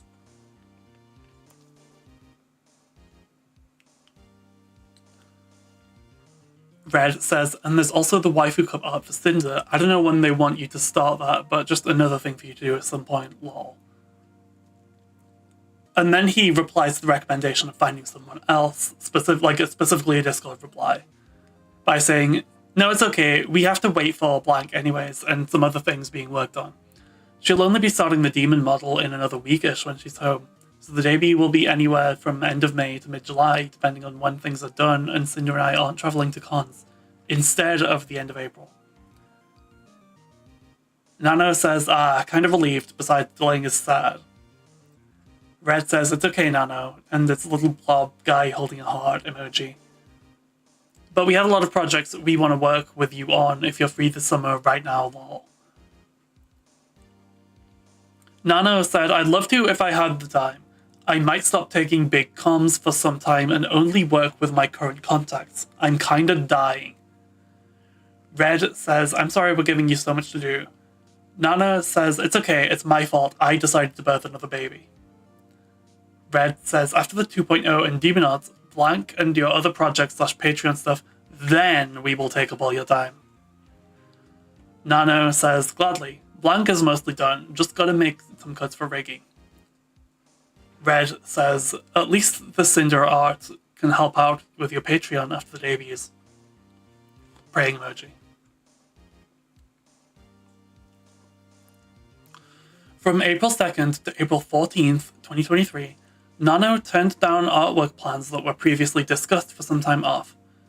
Eventually, Red told her we were able to find another artist for those plans. In between, Red praised Nano for her work on another VTuber's model. Nano, on April 2nd, 2023, Red, we need to talk. Red says, hi Nano, what's up? Nano says, I think it won't be possible to take on Cinder's merch comms. I really need some time off from commissions. Red says, okay, thumbs up emoji. Nano says, thank you and sorry for this. Red says, no worries Nano, you deserve a break. When you're ready to take on comms again, we'll have some things for you to do if you want. Nano says, yes of course, I just need some time to breath, but would still love to work with you guys. On April 9th, Red says, great work with blank's model, Nano. Nano says, thank you, cat blush emoji. Red on the 14th of April says, hey Nano, we found an artist to do a Daki and Booba mousepad for Sinder, but it's for the original design. We'll wait for you to do the 2.0 and Demon designs. Wanted to let you know so you don't feel too bad about it.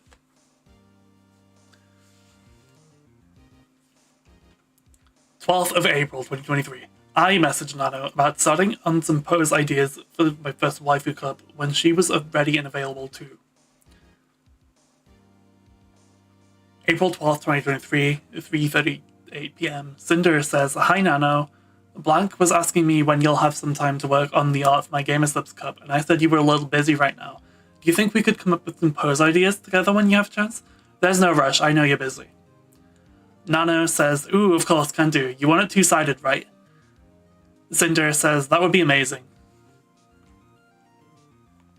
April 30th, 2023. I told Nano I was trying to get her the okay to work on my waifu cup art on stream, so it would be easier for her. And I told her how much it meant to me to have the first waifu cup with her artwork on it. On that date, at 9:29 AM, Sinder says, Nano, I hope you're having a good weekend. The starting screen arts you made for me are so nice, I love them. Sinder heart emoji. I've been trying to see if it'll be okay for you to work on my Gamerslips art on stream to make things easier for you. Oh fuck, I forgot the sound effect. They might be able to have the big art on a big banner for Anime Expo if it's done soon. I can't wait to have the first Nano Cup, it's so special to me. Nano says, oh shit, you want a banner? Yeah, letting me work on stream would help a lot, but if not possible, it's okay. I'll manage.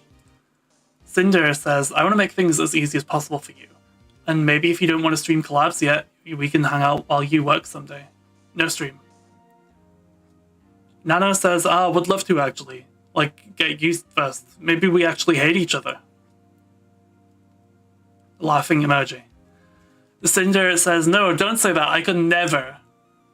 Nano says, I'm sure about that, but it would be hilarious.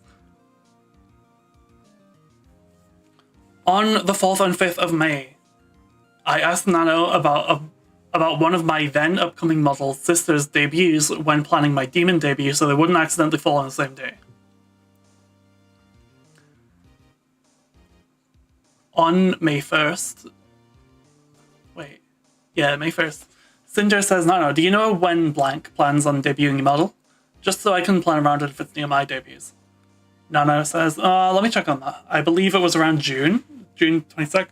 June 22nd or July 2nd. A blank said her debut will be around July-August. Can't say the exact date yet. Sinder says, okay, I've been planning to have mine be mid-July, but I'm trying to make sure I don't accidentally have it on the same day as anyone else.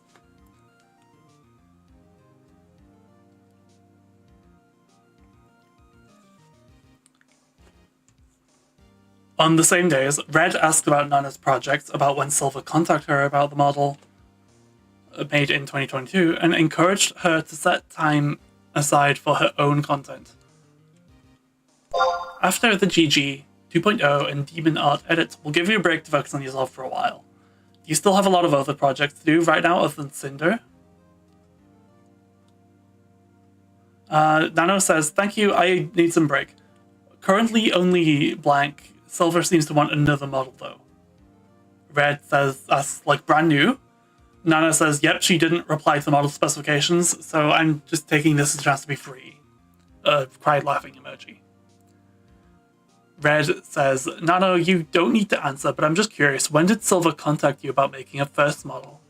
Also, I feel like you should take until at least July to focus on you and your streams. Nano deserves Nano time too. Nano says it was like 2 weeks before our birthday. Red says, I can't tell what that is. It's like a doubting emoji. And then says, okay. Nano says, at this point, I might just stick to Cinder, blank, and blank. Silver is not very responsive to me. Red says, that's surprising, what the fuck. We love working with you, not just for your art. Nano says, that's so sweet of you, cat blush emoji. Been having fun with streaming lately. Hope I can keep up. Red says, you've been doing really good. Whenever I see you on, I lurk for a little while, lol. Cinder really wants to collab with you. Maybe we can set up a drawing stream where you both draw VTubers and paint with like a 5-minute timer or something. Nano says, I want to, I'm just too pussy yet. Key smash. This sounds fun, not gonna lie. Red had this to say. I asked Nano about when she made Silver's first model from her because we grew suspicious of if it had anything to do with Cinder and her debut a couple of months earlier. Nano wasn't well known as the model artist in the summer of 2022 and had only done 3 models at that point, including Cinder's. More about this topic is in Silver's section of the document.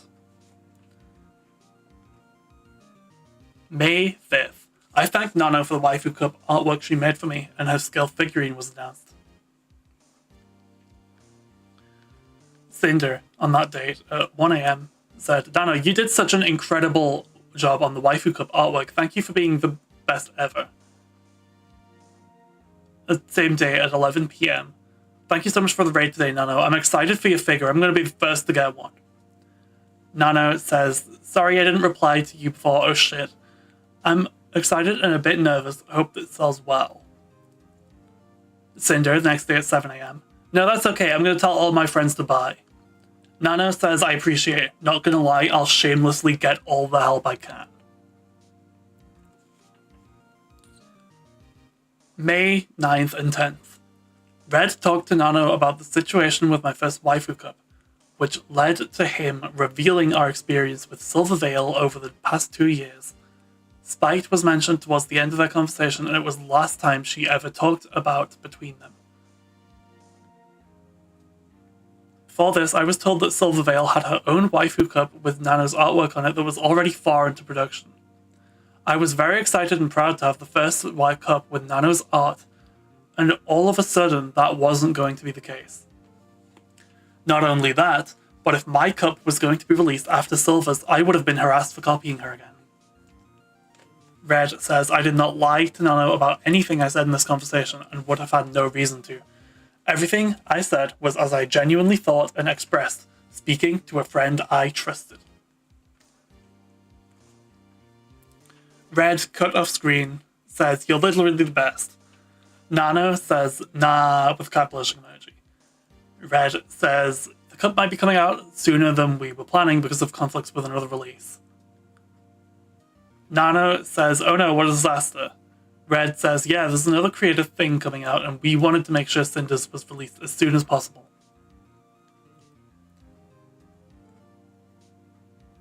Nano says, damn, do you know when it is? Red says, not exactly, that's why we're rushing. Nano says, pretty hype having my art on GG Cup. Red says, waiting to hear back about moving the release date up though. Yeah, we're super excited to be the first with your art. A blob heart emoji. Nano sends one with like a pleading face and both the hands pointing together. Red says, had to move it up to make sure we have the first Nano Cup. Gonna be big. Nano says, I'm so excited, let me know if you get dates.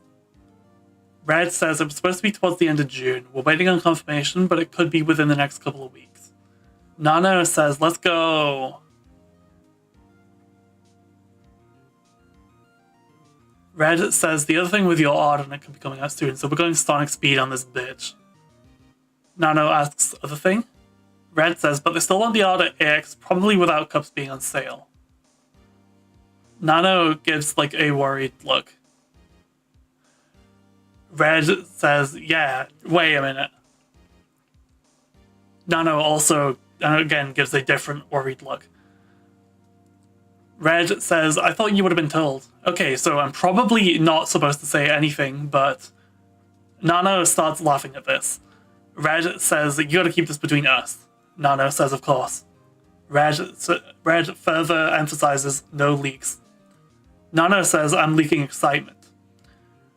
Red says, no, you can't even do that, or I'll have to send the gorilla that beat me up that one time to your house.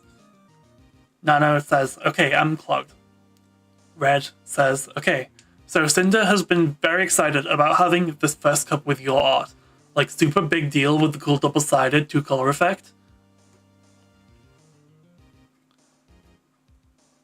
Nano says, she's cutie, oh my god. Red says she was talking to Blank today about upcoming cups from other creators just because she was curious. And Blank was teasing a few to her. Then he mentioned a new type of cup he pitched to the heads at Gamer Subs. And after they agreed, after seeing a certain piece of art, and it'll be used on the first of the kind. This new cup, instead of the normal transparent waifu cup art, is a full body color art piece.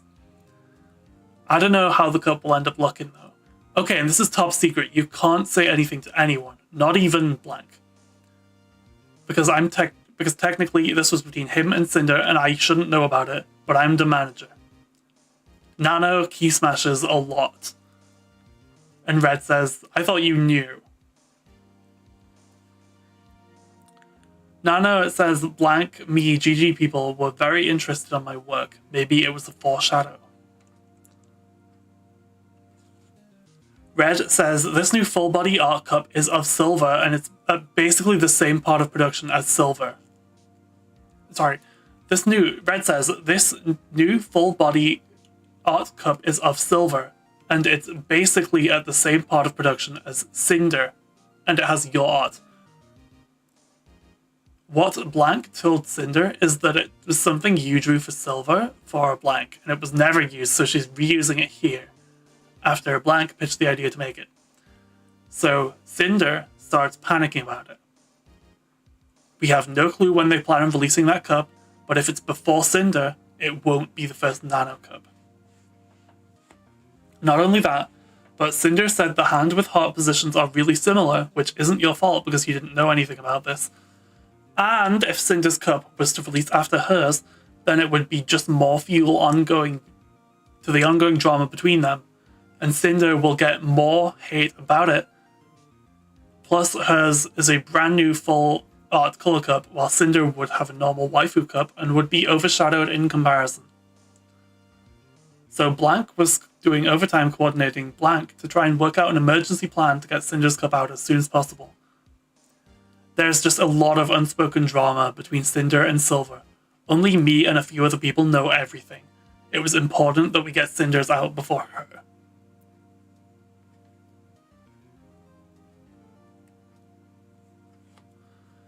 Nano asks the next day she has a drama with Silver and sends a crying emoji. Red says there's just been a lot of misunderstanding and coincidences. The internet thinks Sinder copied everything about Silver and it's basically confirmed that Silver doesn't like Sinder over it. Nano says, it's sad that my baby is not getting really well together, not gonna lie. Woot. Red says, Cinder's raided Silver multiple times and she's the only one that Silver won't say her name. Silver was at Cinder's debut last year. Cinder started growing fast and then not even a month later contacts you about getting a model from you herself rushed for her birthday. There's more instances like that, but Silver refuses to follow, acknowledge, or interact with Cinder at all because it's assumed that Cinder copied her. It sucked because she didn't. Ironically, Cinder is only Cinder because of Silver, but not because she copied her. The complete opposite. History lesson time. Before Cinder was Cinder, she was Tashi, with an ASMR channel, which she does sometimes still.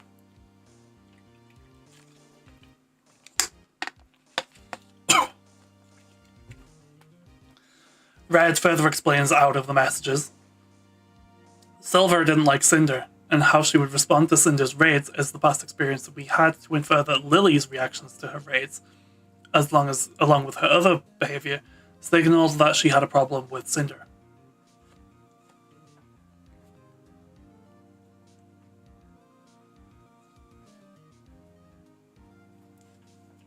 Nano says, oh yeah, I've seen that, the pink OC. Red sends a picture, and it's honestly kind of adorable. I'll take a screenshot of it.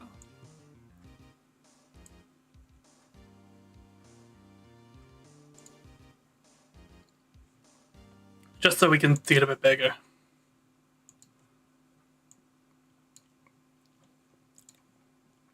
Okay, I guess the resolution's bad, but like, tell me this isn't fucking adorable, right? I'm getting sidetracked.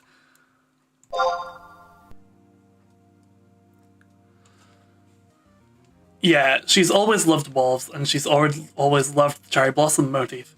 So we were going to turn her already successful existing character into her VTuber, but turn her into a wolf girl. We wrote lore for it and everything. She was a cherry blossom wolf girl who was the nature goddess / spirit of the forest. Nano says, oh shit. Red says, this was like October 2020. We were waiting to start on it with Black and couldn't start with her until December. And like 1 to 2 weeks before she was ready to work with us, V Shoujo debuted. And Silver rebranded as a cherry blossom wolf girl. So to avoid copying her and so we could stand out, we did basically the literal opposite of that design. Because of Cinder's love of metal music and okami / wolves, and the fact no one at the time had fire since Western VTubing was so new, we came up with Cinder, and told Blank we had to change the directions last minute to stand out from Silver, and also because that cherry blossom motif was super overdone. It ends up working out since no one else but Spite nowadays really has her theming. And people think that Cinder and Silver are sounding similar, or their designs looking somewhat like as wolf girls, or Cinder's model art and Silver's original blank 2D model looking alike, or the fact they're both similar personalities and have similar laughs, must mean that Cinder copied everything. Nano says, maybe Silver don't talk too much with me because of Cinder? I mean, I'm not blaming Cinder, don't worry. Or he'd look. Red says, I don't know, I wouldn't think that's the case, because she's worked with you for a long time before Cinder. You've done a lot of art for her. Nano says, yes. This is kind of sad though. I think Cinder and Silver could be like sisters. Red says, I'm just wondering if she asked you for a new model because she caught wind of Cinder's upcoming debut and wants to one-up her. Nano sends a crying emoji.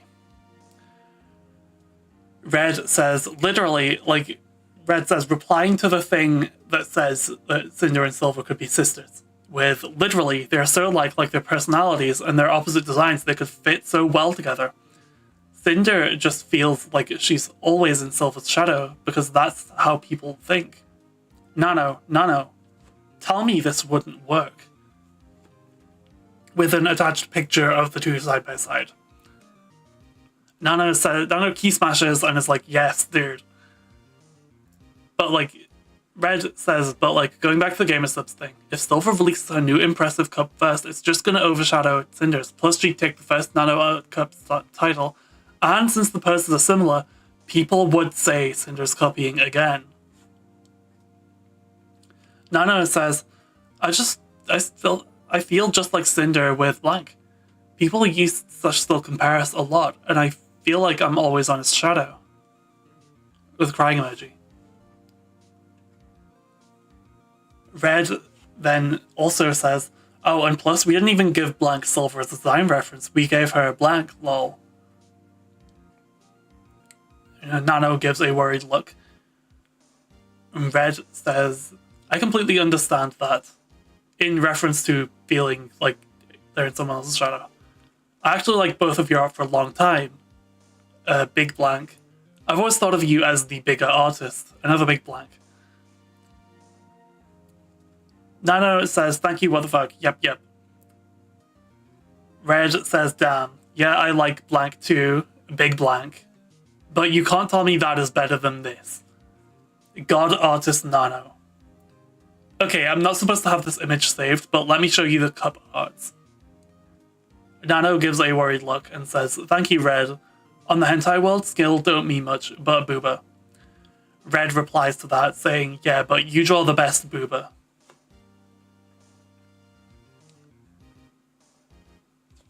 Red says, if Silver's cup comes out first, wow, Cinder even copied Silver's cup art and artist, and it's not even in color. With an attached image of both having very similar poses. Nano then says, oh shit, they do be similar. What have I done? Red sends a blanked out message, and then, so at least if Cinder's cup comes out first, that we're trying to do, then Silver will be copying Cinder, but it won't matter and nobody will say that because she's massive, and the full body colored art will take the attention away from it anyways. But like I said, both Cinder and Silver are at the same point of production, so she could launch just as soon as us, but we don't know when. Nano says, if it wasn't so urgent, I could make a new art for the special cup. Red says, no, it's okay, Nano. We really love the art you made for it. Maybe if they want another cup, we can always do a double-sided full-body color artwork with 2.0 and Demon or something. But who knows? But yeah, I really wish Silver could make up with Cinder. There's more drama that happened over the last couple of years, but it's all from Silver's side. They'd go so well together. Nano agrees, saying they would go good together. That's a big L. Red says big L for real. Nano says, I hope Cinder's cup comes first though. I know the sad feeling. Crying emoji. Honestly, she could try to talk before doing this. Red says, what do you mean, like Cinder to Silver? Nano says, like talk and have things sorted before just ignoring it all. Red explains, I don't think Silver is willing to. Cinder DM'd Silver on Twitter before, asking to play Minecraft together since they were both really into it, and was never answered. And they're not Discord friends. Okay, let me explain their first interaction. Oh wait, it's late for you, you should sleep. Nano says, don't worry, I love gossips. And key smashes. Red says, Nano, isn't it 2 or 3 a.m. for you? Nano says, I believe it was the MSP Mind server. It is that late, but I'm very into it. Red says, okay, let me get the deets. I'm trying to find the tweet. This links a tweet saying, a little gift for Silvervale. I thought it would be cute to draw us together since we're opposites. You're such an inspiration to me. Thank you for bringing so much joy to this community. Doodlevale, Cinderdoodle, VTuber, Ian VTuber. And that came with this.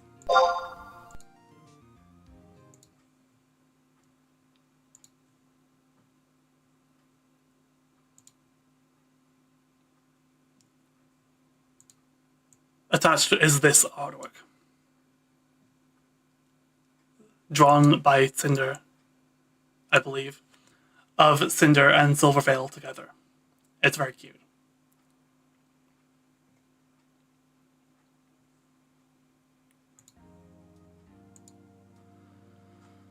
This was February 2021. Sinder was designed in December 2020.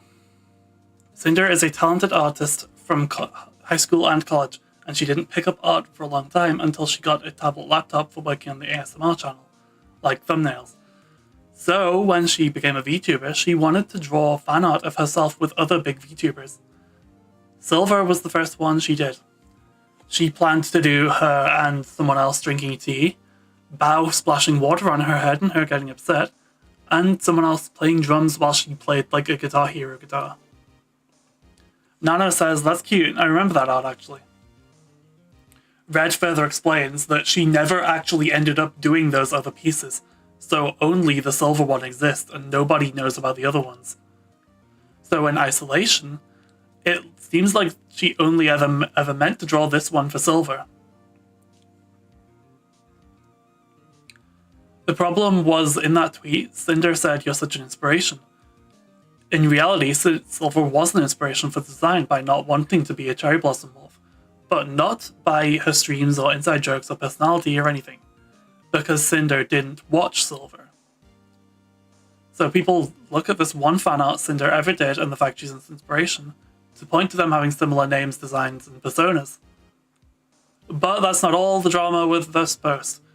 Sinder tweeted the same thing a few days before, but there was also a hashtag Cindervale. You know, because it's cute art, there wasn't any malicious intent or weird feelings behind it.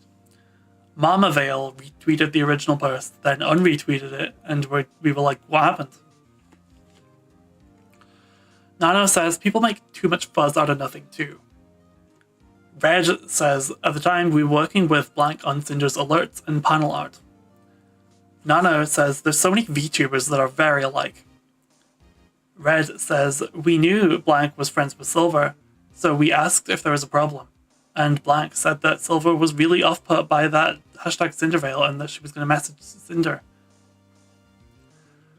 Silver messages Sinder asking her to take it down, and she did without any problem. Sinder was really broken up about it because she didn't want to get off on the wrong foot with Silver being one of the bigger VTubers at the time.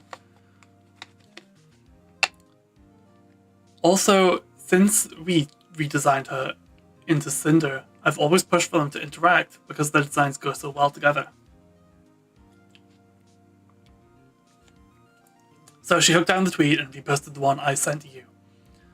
Silver and Mama Vale commented and that was it. Silver never commented Sinder, but I mean at the time Sinder was just a reference sheet. End of chapter. Next chapter. Now we're on the model chapter. Nano says, man, still pretty mean from Silver's side. Dude, also, Sinder did art class? It explains why her eye for art is so good.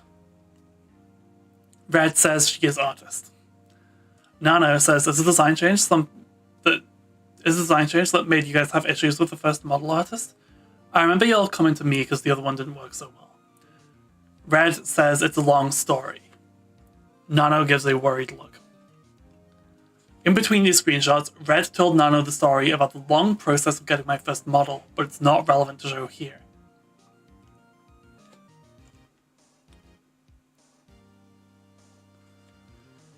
And he got us with blank. And then you know the rest, with rigging, teaching you how to make models and cutting. It's when Sinder's debuted last year. So Sinder most likely would have debuted a lot sooner, but the model kept everything on hold. We should have never got tied up with blank. But in the end, we're super happy we ended up with you being Sinder's artist. Now we can't imagine anyone else doing her stuff.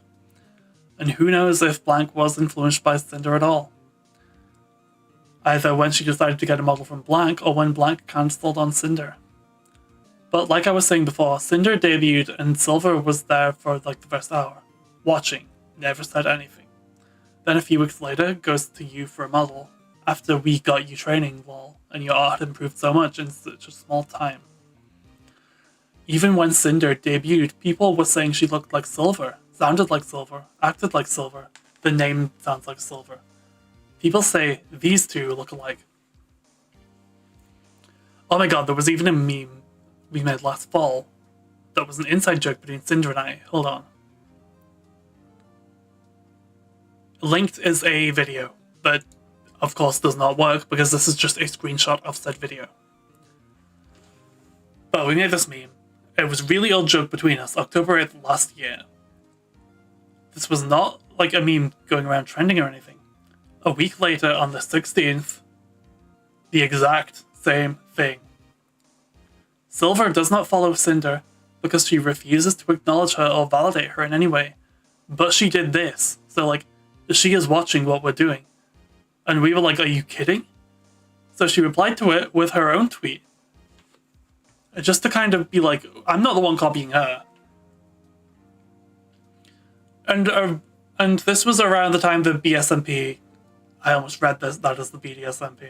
I'm so fucking cooked. Around the time that Minecraft server started, and they were both in it all the time. Blank introduced them to each other, and Sinder was super nice. And like always, and Silver just gave a dismissive hi and went on with what she was doing. Then at TwitchCon, in October, Sinder went to Silver's meet and greet at the VShojo booth with Aru. Because I guess her and Silver are friends, just like to introduce themselves. Nano says, holy shit, this is a lot. The blank thing is so shit, bruh. Red sends a crying emoji and says, Aru wanted to ask Silver if the two of them and Sinder could do a wolf collab together. Nano says, I've heard some issues about blank. Red says, Aru asked and Sinder never heard anything else about it. Nano says, I have a friend that made an emote for her and wanted blank to give credits. She just ghosted and that's it. Red says, blank, really nice, but their management is really difficult to go through. Nano says, also blank had an issue with blank too, cry laughing emoji. Red says, we haven't worked with blank at all, so I don't know. We wanted an art piece from her for the 2.0 debut in September, but we don't know if she's able to. Okay, back to the law. Minecraft died in November, but there was a Christmas update coming out in December. So remember that Silver messaged Sinder on Twitter about the first art piece. We were like, fuck it, and Sinder sent Silver a message saying, like, do you want to play the Christmas update together? It doesn't need to be on stream, I'd just love to get to know you. Never heard back. And after Sinder, she recently got with Gamersubs and has probably been racing to get her super special full art cup out. Probably not related to Sinder, but I'd say after Shy Lily, Cinder's their next biggest VTuber. Or was before Silver. I don't know how much she does for them. Nano says, I actually got surprised when Silver went to Gamersubs. Red says, yeah. Nano says, isn't the other one bigger? Red says, she got with blank, launched her shaker, then left. I think so. I mean, I wouldn't be surprised if Silver's Cup comes out soon. They'll also want that art on the AX booth. I mean, I don't mind if they advertise Sinder and Silver together. It would just make Silver mad. Literally, if you advertise them together, you'll get 2 times the sales. At least we got soft confirmation Sinder will be on the booth, which is awesome. Nano says, I'll advise the Cubs, Sinder versus Silver. Cry laughing emoji, I'm joking, okay?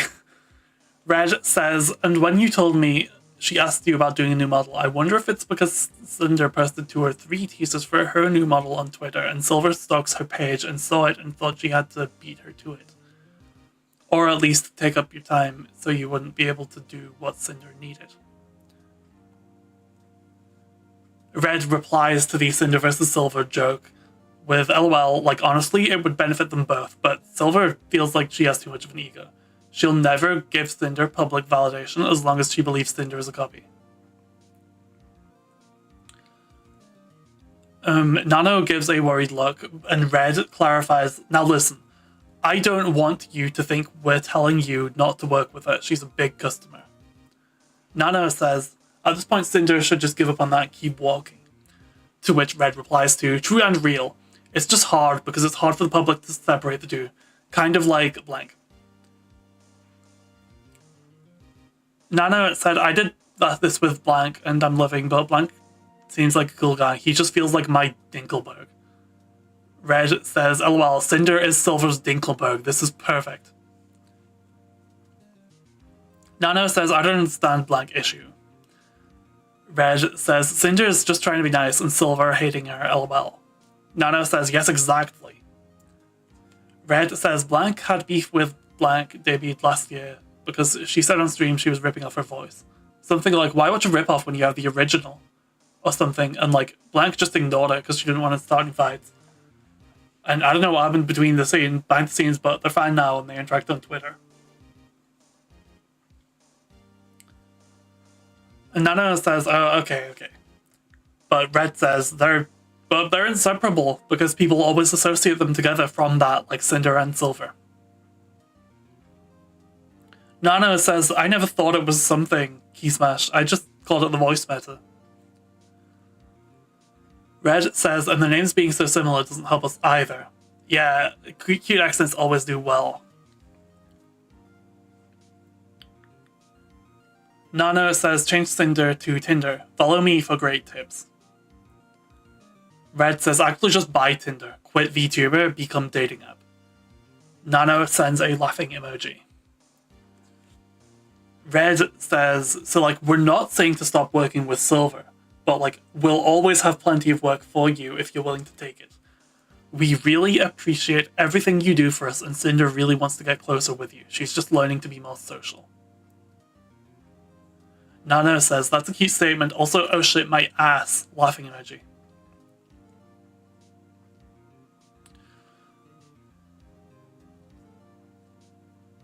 Oh yeah, I forgot to mention. Cinder's raided Silver like 3 or 4 times with fat raids like 1,000 to 2,000 people, and Silver refuses to say Cinder on stream. She'll say, thank you so much, welcome raiders, go follow her. Every other raid, she'll call them by their name. Red says out of the messages that I'm using where here, but Cinder had no idea this conversation was happening until I told her about it later. I was speaking for both of us without her knowledge or consent.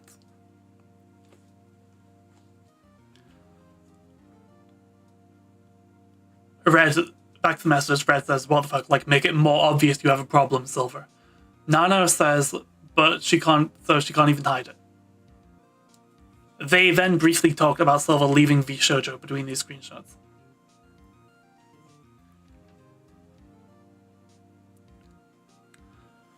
Nano says, by the way, about Silver's model, it's not her that came to me, it was me. I asked her if she wanted to have a better model since that one was kind of made in a rush, but not gonna lie, I regret asking it because I'm not sure I'm up to more model work, and all this talk makes me feel kind of sus.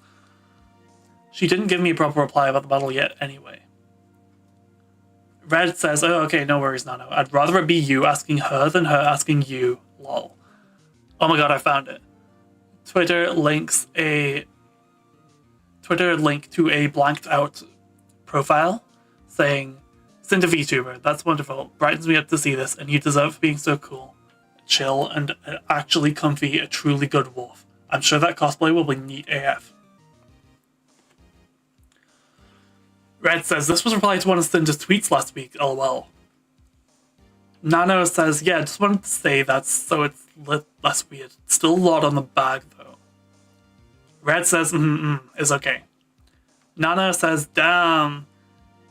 Red then quotes, actually comfy, with like a dog looking straight into the camera reaction image. Red says out of the messages, Nano clarified to me that she was the one who went to Silver about a new model when she told me about it on the 4th of May 2023, but was already regretting it due to not being up for more model work. Nano taking on more models than she could handle will continue to happen over the next couple years.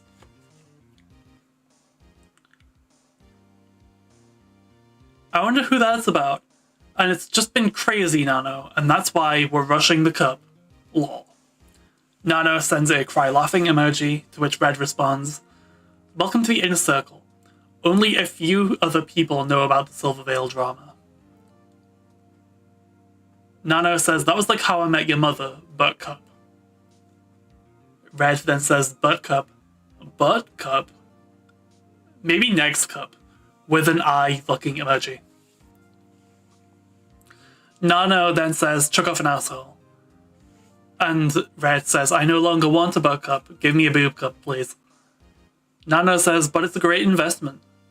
Red says, oh really, is that so? Nano says, believe me, I'm a professional. Red says, you're the professional. If you got a butt question, go to Nano. She can draw him, she can drink him, she can slap him, maybe kiss him, who knows?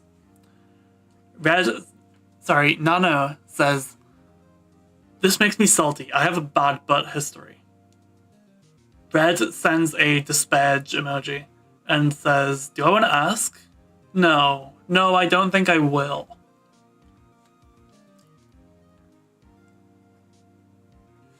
Nano says, a few from my community knows the tale.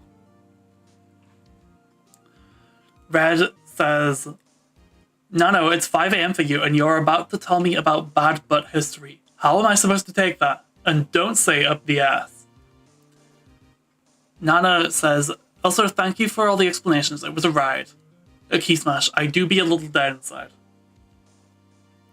Red says, yes, it's nice to have you on the same page with everything, especially since I don't think this is going away soon. Sad emoji.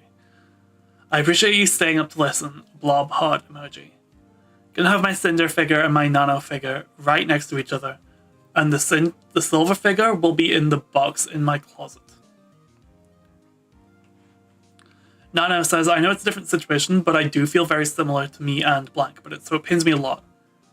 And then she key smashes in response to the Sinder and Nano figure joke.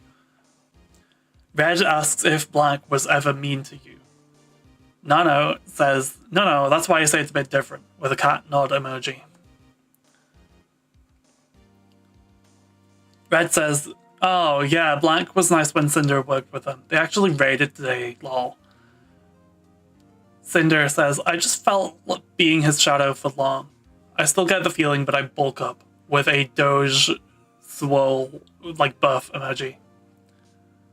Red says, hell yeah, buff Nano. Blank, you're out here doing full illustrations, blank.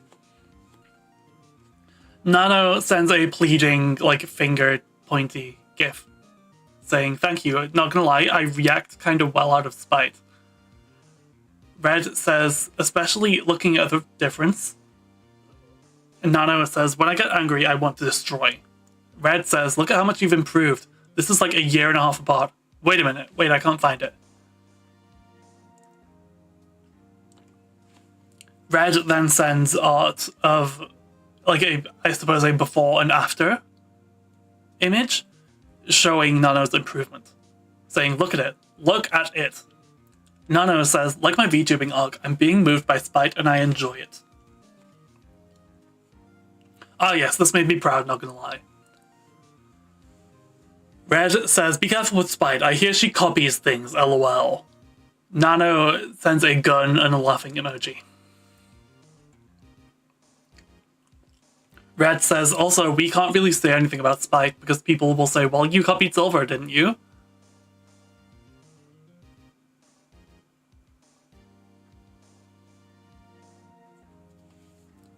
Nano says, bruh, I kind of thought about it. Red says, so we're stuck on both sides, lol. Nano says, the plot twist is Sinder becomes the Two-Face too, but on spite. Red says, Sinder was literally designed to not copy Silver. Nano says, and the cycle never ends. Red says, lol. Spite actually came into Cinder's chat last year when she was growing really fast and introduced herself. She used 1500 bits too. Nano says it's still going, turning people. Aww. Red says, then a month later, unfollowed her on Twitter and started taking Cinder's ideas, like the flames. Now she's basically rebranded to more of a fired Cerberus, using fire emojis all the time, SMH. Never did that before.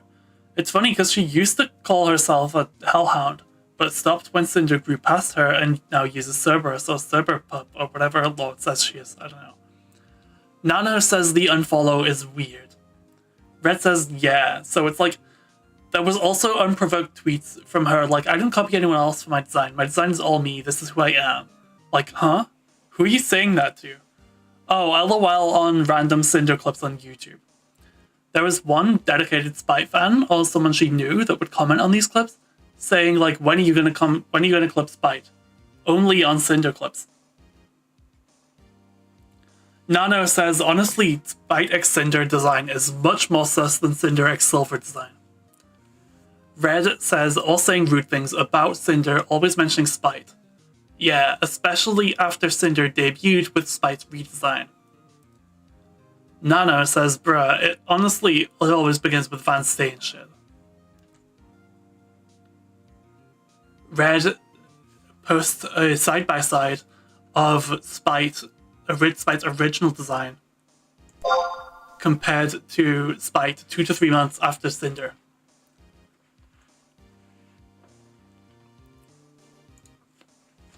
Nano is like, dude, laughing emoji. Red says, yeah, and the unfollow and the random I'm not copying tweet. Now if you just look at her page, she uses fire all the time. And she put little skulls in the flames on her head to make it somewhat different. Nano says, I've seen the skulls, they look like PNGs. Red says, true, not Mama Nano art for real. Nano says, Mama Nano makes best Hellhound. We must wait for Demon Sinder and see if Spite makes a move too. Red says, lol, true, Sinder is copying me. Nano says, not gonna lie though, Sinder has the best mascot. Animal VTubers usually go for the same animal's pets, but Sinder is a fireball. I mean, the same still the doggy, but fire.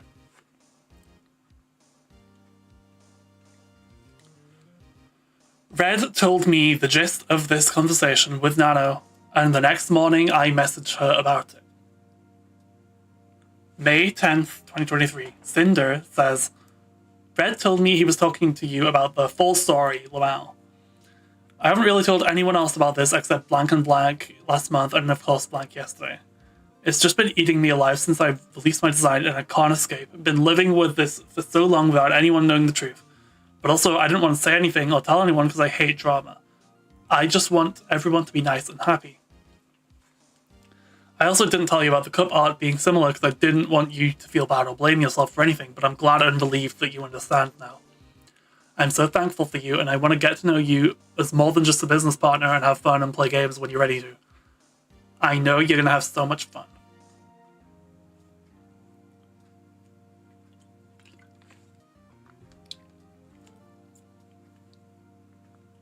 Nano says, I do be a lot, not gonna lie. I just feel sad because I know that being someone else's shadow eats your sanity. It's time to be strong and forget about Silver. You're already so big and don't need validation from her. Also, the blank stuff was very shocking. And yeah, the cup art is such a sad coincidence. I didn't know any of this. Dan, yeah, after staying up until 5 a.m. and reading your deep lore, I do feel more part of the gang. Sinder says, it's okay, I'm gonna keep celebrating all the cool stuff I get to do and have fun with my friends. The law, LMAO. Nano says, I never read that much text in so long. You know what, Nano? Neither have I. Neither have I.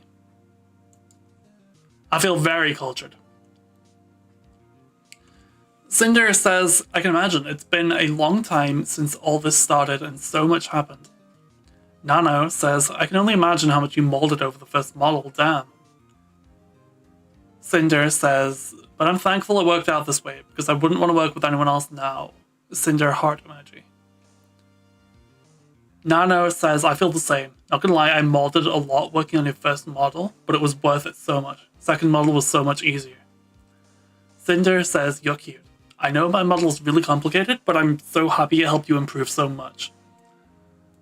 Nano says, and will be so good. I'm so happy for your debut. By the way, Red showed me you having the figure with my design icon. My dream was to have a figure of my art, and it ended, I got 2. Crying emoji. Sinder says, oh, that makes me so happy. I'll show you the final sketch when it's ready. Nano says, yes, I would love to see. Sinder says, Nano, I'm gonna cry. They just sent this and want to do a bikini instead. This is so good already, featuring the model you drew that Red chopped up. Nano says, Key Smash, I can see that and I left. Dude, I'm gonna love this. The fire in the base is such a great addition. Sinder says, I'm gonna fight for this so hard. Nano says, try having good smile to make demon. Cry laughing emoji. Sinder said, but good smile didn't even want silver. A worried look. Oop. Nano says, stop talking about silver and bunks. Sinder says, Lamau, I'm kidding. Good smile is just really picky about who they work with. Nano says, yeah, I bet. Crying emoji. Maybe one day though. Sinder says, you never know what can happen. Nano says, right? For me, just having my own figure with novel is a huge deal. I can die in peace. Gravestone emoji. Sinder says, I'm so proud of you, Nano. You're doing amazing things.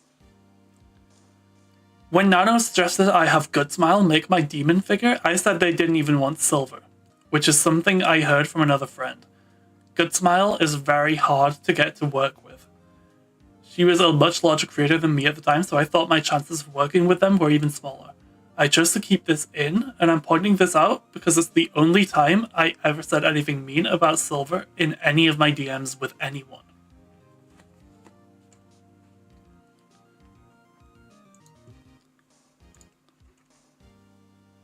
The 15th of May, 2023. I messaged Nano to tell her we needed to change the artwork on one side of my waifu cup because it was too similar to Silver's.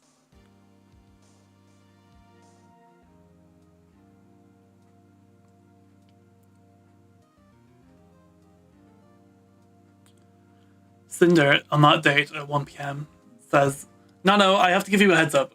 GamerSubs needs us to change the orange art. It's a crying emoji. Nano says, is it because of the pose issue?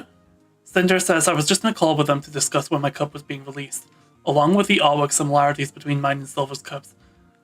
Since her cup has been in development since December, plus the issue with them potentially releasing so close together, they suggested we change the pose with a new piece of artwork before the end of the week. So I wanted to ask you if you think you'd have the time to do that for me. Blank said he'd pay you an expedited fee on top of the commission price. The good news is we'd still be able to use the first artwork on other kinds of merch and as banners for their booths, just not on the cup. They also wanted me to ask you if you were paid for the first 2 pieces of artwork. Nano says, oh, I could try to just change the arm if that would be an option, but I'm fine with doing a new one too. They didn't pay anything yet.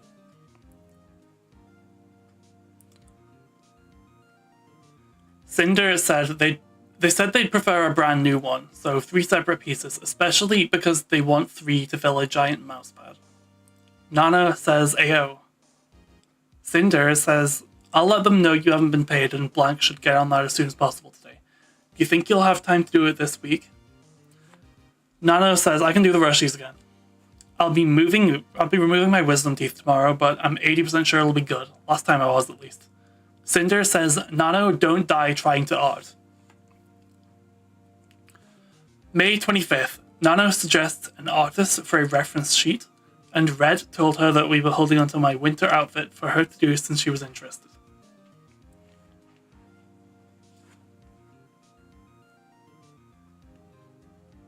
Nano says, oh, by the way, if you want a cool artist for ref sheet, I think Blank is great. Red says Blank did the Pyro Pups. We want to work with them again. Nano says, yes, I know. His artwork is really good. Red says, we could have him design the winter outfit if you'd rather that. Nano says, oh, I don't know, I'd like to try. Red says, yeah, we haven't asked him for any new designs because the only one we have in mind right now is the winter one, and we knew you were interested.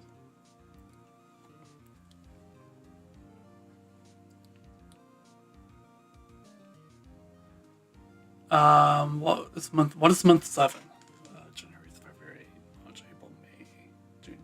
5th of July, 2023. Nano asked Red if we could pay for commission for her and subtract the total from the work she did for us.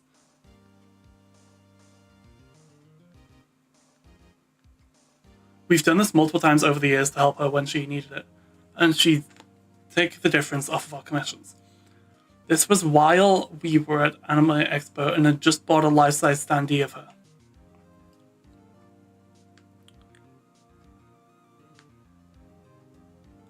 Nano said, Red, can you pay me a little com again? It's a $700 com, but my shit card can't handle it in.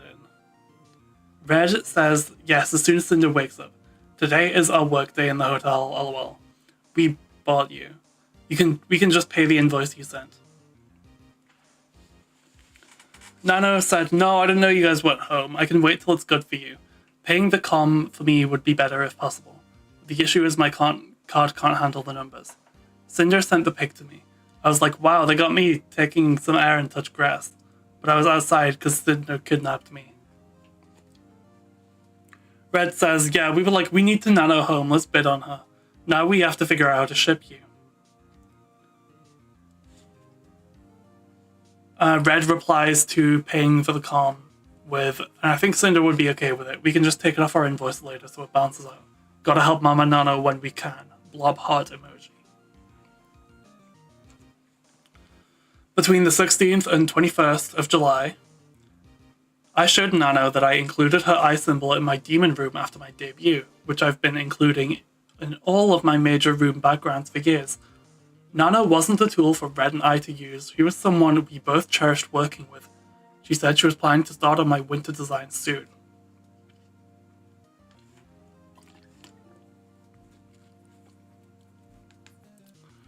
Sinder attaches an image of this and says, not sure if you noticed. Nano says, Sinder, I didn't notice actually, you're so cute. I fell in love with the lore video and there's a photo of us. Cinder says, you're cute. I love including you in little spaces because you're a huge part of my journey. I also wanted to ask if you're still able to make a winter design outfit on the base 2.0 model for the beginning of next year. Nano says, of course, I was planning on working on this design soon actually. Red has been telling me about it. Cinder says, you guys are amazing. Nano responds with a cat blush emoji.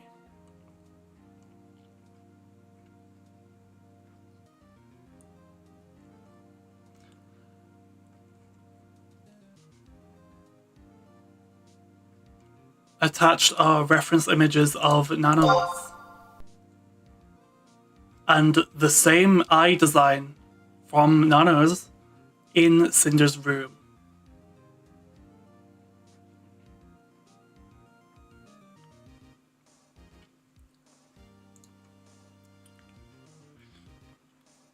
Before it's questioned, Bao's mascot is on the table because it looks like it's made of glass and filled with liquid. Bao is framed with me and my other closest friends on the wall.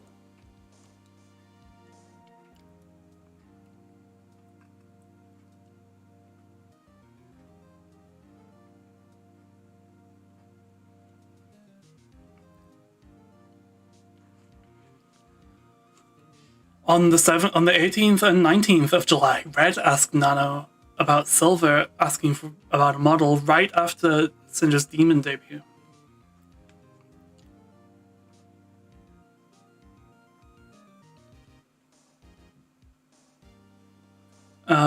On the 18th at 8:56 p.m, Red says, Silver Cup out this Friday. Nano says, we'll post, yes, she told me, with a worried expression. Red says, at least Cinder's came out first. Nano says, yes, and it's doing so well.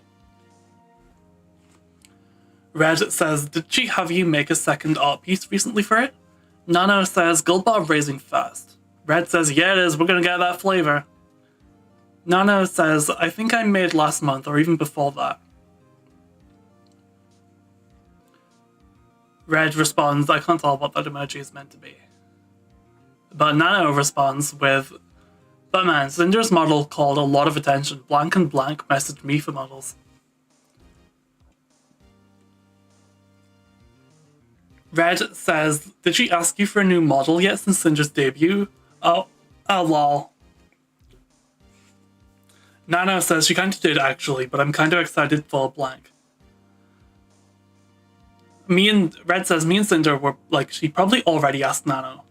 Are you planning to work on another model for her, or just Blank are new? I think she got upset about Cinder's figure stealing her figure's thunder. Nano says, dude, there's no way. I mean, Cinder's been blasting. She's just got it all. Red says, wait, did you tell her no? With, like, a mind-blown emoji. Nano said, Silver has been kind of missing, I think. I didn't tell her no yet, actually. I know it's Cinder's enemy, but she's still my client. I'm sorry. Red says it's okay. And Nano says, but keep in mind that I love Cinder so much.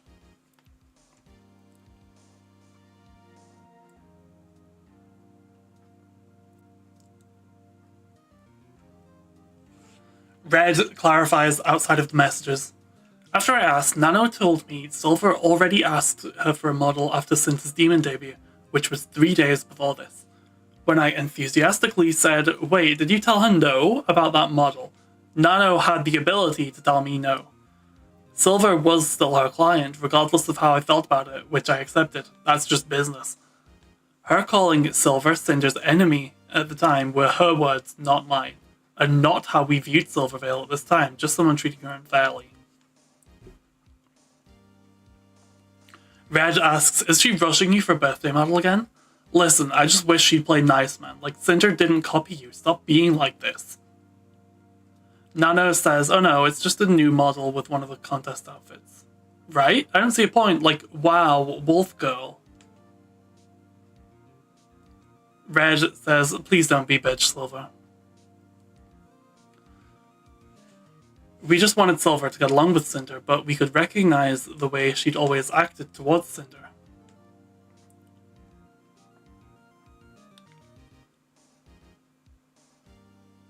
Red says, so just Blank are the new babies right now? Nano says, Blank isn't confirmed yet, but Blank is. Red says, oh okay, I thought Blank was working on her own new model. Nano says she is, but she seems to be too busy to keep on that. Red says, oh, I'm glad everyone's interested in working with you. You deserve the attention. And I hope your own VTubing is going good. Cinder still wants to collab. Nano says, I've been having existential crisis over VTubing. With a worried cat. Red says, you've been doing good though, what the hell?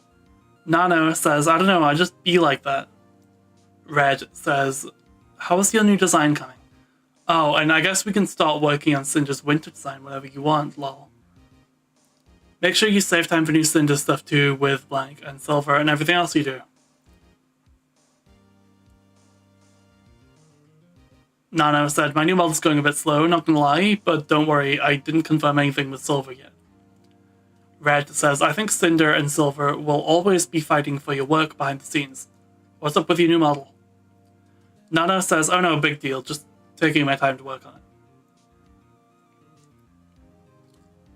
Nano says, can I post the 2.0 Cinder art too? I'm okay waiting till the actual debut though.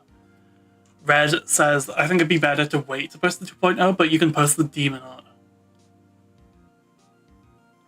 Red says, me saying, I think Cinder and Silver will always be fighting for your work behind the scenes, but it's the first instance of me implying we would eventually be competing directly with anyone.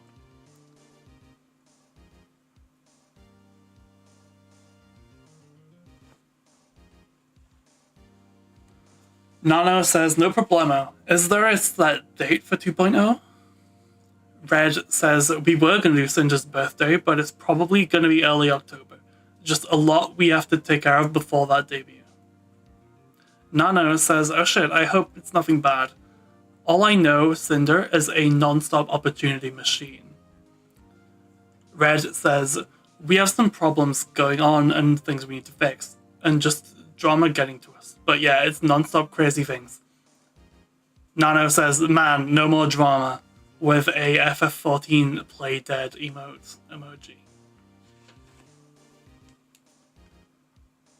Red says, we have a little break with new things until the 2.0 debut, but still have to advertise gamer subs and the bikini figure until then.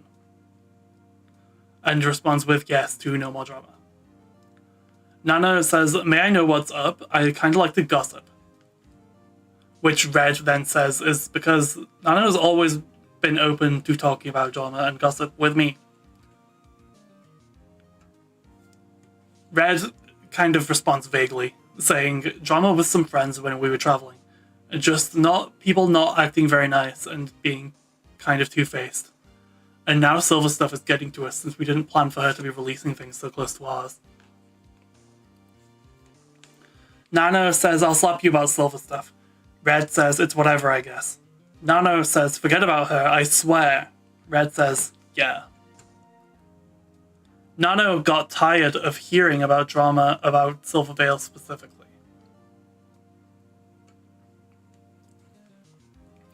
Nano said, I was looking at numbers yesterday. Sinder literally has the same view numbers as Silver now. Cinder supremacy. Red says almost as many, but it's not really that, I think.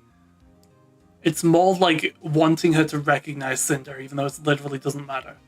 I feel like there's some unspoken competition between them, like they need to one-up each other because Silver can't get along. But also, I kind of understand her point of view. A new VTuber who people say looks, sounds, and acts like you becomes just as successful as you in a year. If she did recognize Cinder as an equal or friend, then it would be like endorsing her copy, or as I've seen some people say, replacement. They share a lot of the same audience too. Reg clarifies out of the DMs. Yes, again, I mentioned competition with Silver because of the fact she couldn't get along, leading to my thoughts about her being competition down the road, but I was sympathetic to Silver's point of view too.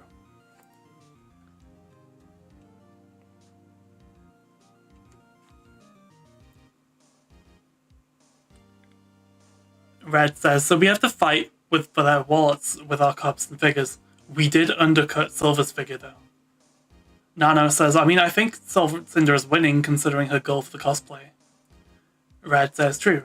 Nano said, that was insane. Red says, at the end of the day, it isn't about how much we make compared to her. We just wanted to recognize, hey, Cinder's a big VTuber too. They've got their own merits just like you did. Get along. And the marketing potential and money they could make if they teamed up. I just know anything we do, she's watching and will try to take from or try to outdo. Oh my god, you know the spinning figure we have on stream? Silver's figure was announced on Wednesday. No spinning figure. Cinder debuted Saturday, everyone hears about it, figure announced, spinning figure on screen with exclamation mark figure right next to it. Silver stream yesterday, first stream since Cinder debut, guess what? Spinning, and the Discord viewing older messages jump to present window blocks that last message. But Red says out of the DMs, I said we are fighting for Cinder and Silver's shared audiences wallets with our cups and figures because Cinder's and Silver's first waifu cups dropped a week apart on 7/15/2022 and 7/21/2022. And their scale figures a month apart on 7/15/2022 and 8/12/2022. We undercut Silver's figure by having an earlier release date than her to avoid Cinder being accused of copying her again. We wanted Silver to at least be on good terms with on Cinder, sorry. Anyone could see the potential success they'd have working together, including the money they could make.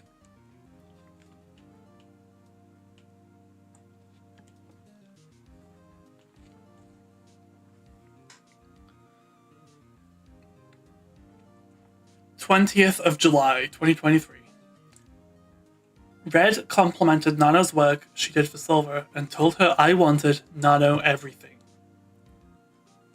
On that day at 3:48 PM, Red says, she's got the personality and I run the brand. Branding is important. Oh, and you did a good job with Silver's art. Nano says she's lucky to have you. Every now and then I check on blank and she's always dying. Red responds to that with, she's lucky to have you. Nano says, because she doesn't have a dude like you, I forgot the name. I hope I can make color cups for Cinder one day. They did take a long time to render the art, though. Red says, from what I remember, I don't think Gamerslips was too happy doing the full art cup. But if it sells well, they'll absolutely do more. Cinder literally wants Nano everything. Clone yourself so we can have a Nano. Nano says, adopt me, pues. Red says, did she ask you about illustrating a doujin? We were in talks with some people and we brought your name up, so we'll see what happens. Nano says she did mention it. If this ever happens, let me know like as soon as possible so I won't die doing it. but having another artist is fine. I know she'll pick a good one. Red says, I will. Maybe just for the cover. Easier on you, I don't know. Nano says, yes, it can be it too. Red says, but we can start working on anything when you have time to. Nano says, I can start design Winter Cinder. Is there any base ideas? Red says, we can send you some ideas in the server soon. Nano says, sure. Red says, love Nano. August 10th, 2023. Red discussed plans with Nano that she was interested in doing and gave her priority before bringing plans to any other artist. We ultimately decided to wait until Nano was ready to make my winter outfit like it had been discussed with her all year. The blank message shown below was an animated emote on a frame that didn't show anything. Red says, Nano, Nano. Nano says, Red, Red. Red says, sorry, I know you're streaming. We were going to apply to get the winter outfit designed by blank. That way you don't have much on your plate right now if you're doing a lot. If it's accepted, we were thinking about doing a comfy gamer girl / pajama outfit design next that we can work on you with. Although we have a few more ideas we could do too. If it's not accepted, we can work with you on the winter outfit like we were going to do anyway. I just wanted to let you know since you were interested. Nana says, it's okay, don't worry. Blank does some great designs. Red says, you do great designs too. Nana says, I'm fine working on the comfy gamers instead though.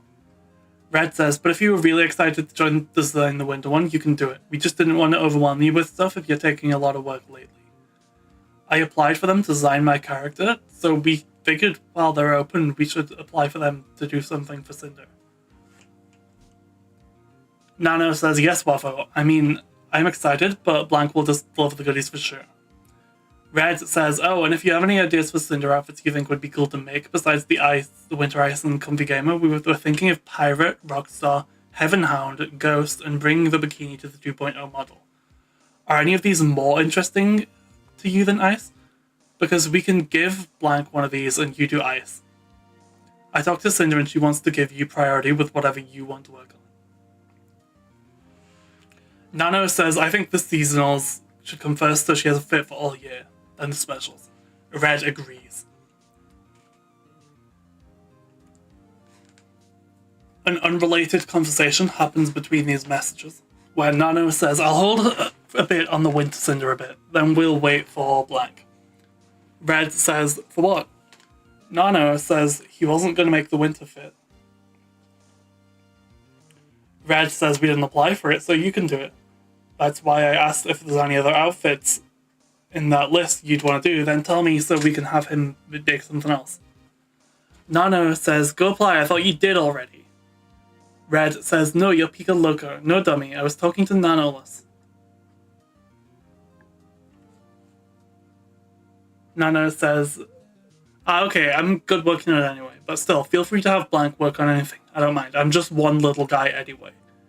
Red says, I think you'll do a great job with it.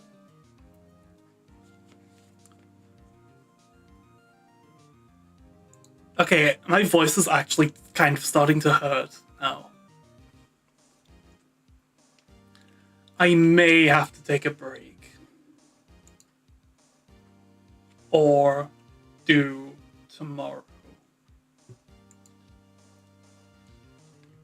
I'll probably end up doing tomorrow. I'll read on a little bit more. I'll go to 3 hours. I'll go to 3 hours and then we'll stop for the night.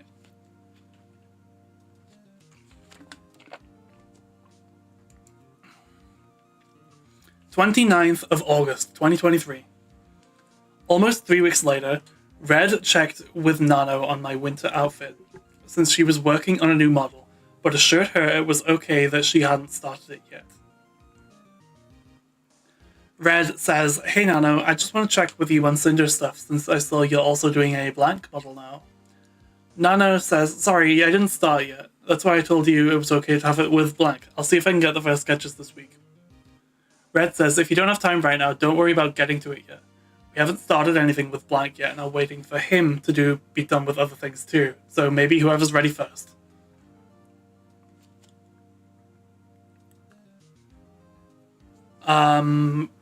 22nd and 23rd, 22nd and 24th of September. About a month later, Nano asked Red for us to find someone else to do my winter outfit model art due to her workload. Red offered to push the model art back since we had no one else in mind to do it. We wanted to prioritize model work with Nano over the GamerStop's artwork Red asked her about. Nano did the artwork in October and started my winter model in November. Red says, Nano, do you still want to do Cinder's GamerStop's flavor art? Nano says, yeah. Red says, they want to make a group chat with us and start soon, so it's ready to go. And they want to start on the second cup idea. Nano says, oh nice, I do need some info on that. By the way, wanted to ask you something. Do you guys mind calling someone else for the winter outfit? I mean for the model art? If you guys prefer having me do it, it's fine too. Red says, not the design. I can talk to Sinder about it. We can't make you work on it if you don't want to. Nano says, oh no, it's not like I don't want. It would just ease my work a bit. That's why I don't mind doing it if she prefers me. Red says, I don't think we have anyone else to do it. But if we need to push it back further for you, that's okay. A disparage emoji. Nano says I can make this work out. Red says, Nano, if you think you're taking on too much, we can give the new GamerStop's projects to someone else. Nano says, I want to make the tub art. Red says, okay, you can, I just don't want you to overload yourself with projects. I know it's probably hard to turn down working on everything you get approached about.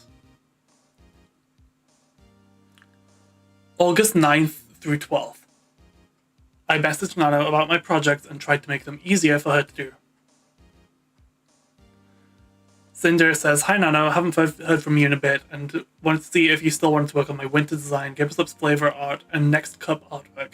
If you have too much on your plate, I can always find someone else to do them. I just need to know soon because I would really like to get these done as soon as I can. Nano said, hey, I really wanted to work on the flavor art though. I really wanted to work on all of it, not gonna lie.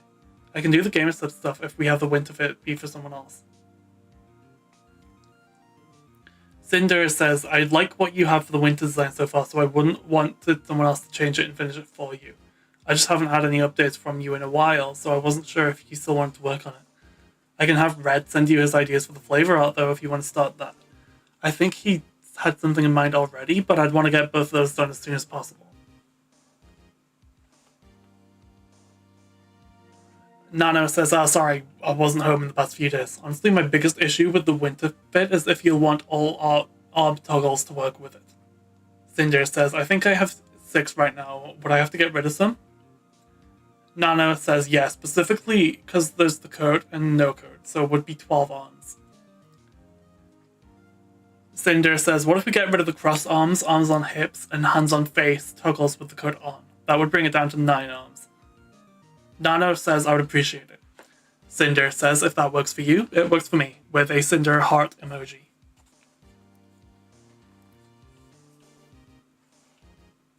Nano says I'll finish my current model and get to work on your stuff right after. Sinder says sounds good. Nano says finish my current work, we'll start yours next week, we'll be away this weekend. By the way, can any of these be streamed? Sinder says, okay, thank you Nano with the Sinder heart emoji. I'd rather you not stream the winter outfit, but you can stream the GamerStop's art as long as it doesn't say GamerStop's anywhere and you don't say what it's for. 11th of November, 2023. Okay, I think I'm gonna go until we hit 2024 and then end stream for the night.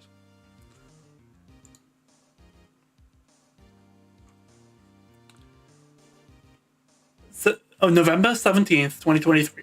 Red asked Nano about her current projects. We were thinking about model plans with another artist at this time because of Nano's busy schedule, though nothing ended up coming of it.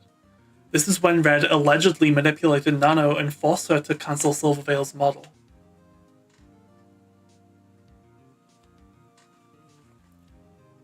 Red says, hey Nano, do you have a lot of models lined up still?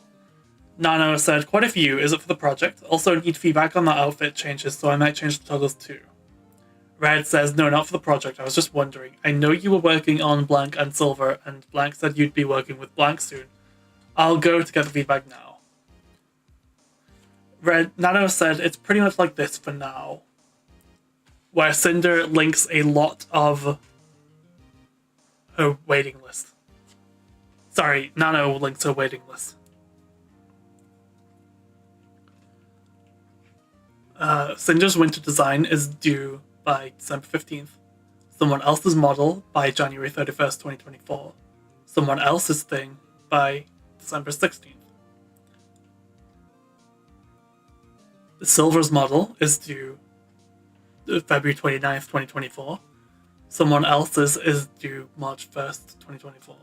Someone else's is due April 30th, 2024. And she is also working on models for Cottontail and Bow that have not been given deadlines yet. Red says oof and sends a disparage emoji.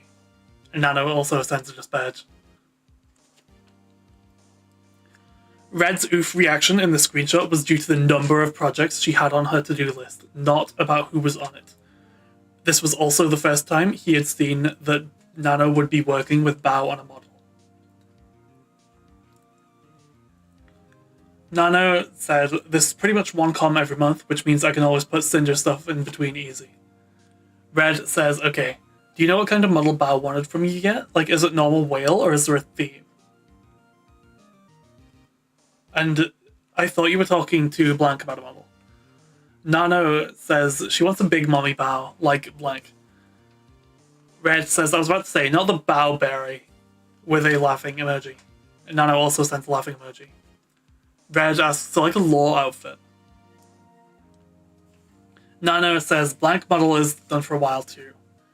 Red says, oh lol, I mean, maybe it's a good thing we ended up reaching out to another artist about model with how many you'll be doing.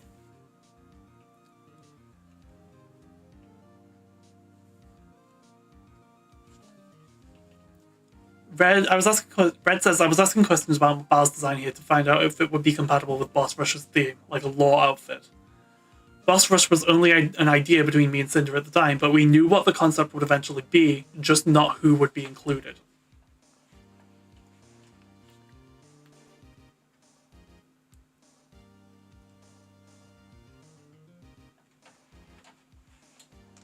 Nano asks who the artist is. Red asks who's rigging. Nano says who it is, but that's obviously blanked out. Red also says who, but it's blanked out. Nano says, ooh, blank is real good. Nano says, yeah, don't feel super great about going with anyone other than you, but I don't know. It feels like an arms race sometimes with new models, with more and more people want to be best mama Nano babies. Nano says, oh, don't worry on that. I'm sure blank model will be even better, to be honest. His art is really clean and yummy. Red says, we'll have to see. Nano says, like I said before, my models are too overrated. There's too many goods out there.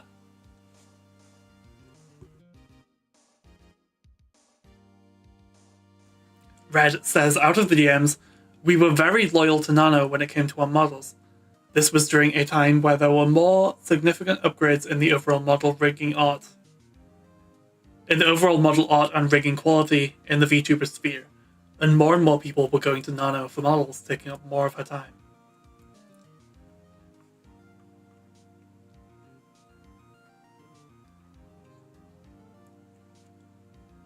Nano says, like I said before, I feel like my models are too overrated. There are so many goods out there.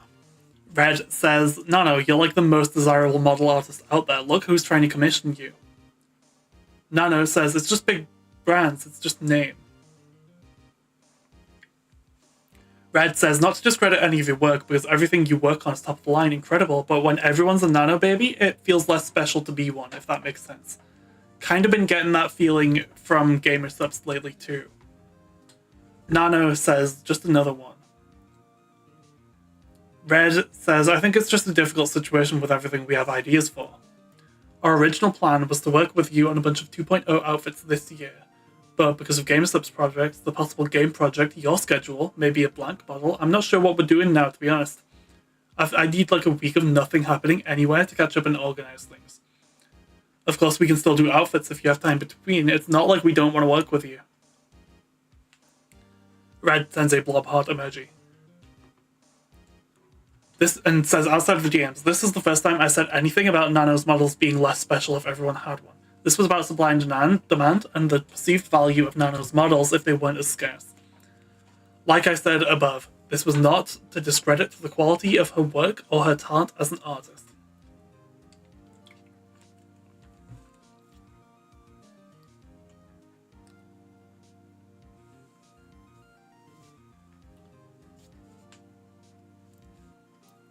Nano said, I can understand if y'all want to go for more black stuff, considering he might be cheaper too. I'm pretty sure my work is expensive right now. Also, you can ask other artists to make outfits for the model if my schedule is your concern.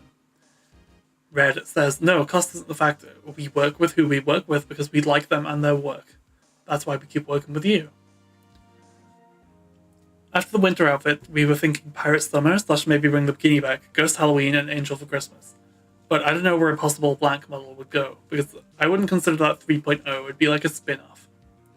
Nano says birthday maybe? What kind of design would it be?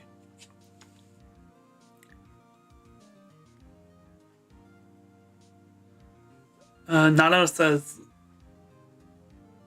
Actually, I forgot where it was. Nano says birthday maybe. What kind of design would it be? Red says, thinking about something comfy, gamer, alt girl, possibly with arcade skin like toggles. Nano says, wait, could be Tashi. Red says, we have the idea, but it'd be best to invest in Sinder models and keep Tashi as a toggle, since Tashi is like only for long-term fans and not really part of the main brand. Nano says, ooh, I'd see.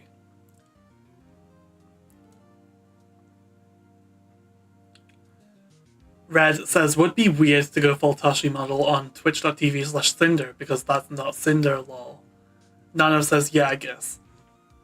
Red says, also potentially phasing out Tashi within the next year, but we'll see. It's on life support TBH. But yeah, we'll do something like Gamer Girl / arcade skin.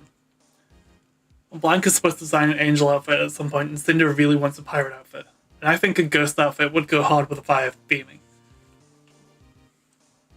But planning all this next year will be a nightmare with any other projects. Gotta do what you gotta do to stay relevant.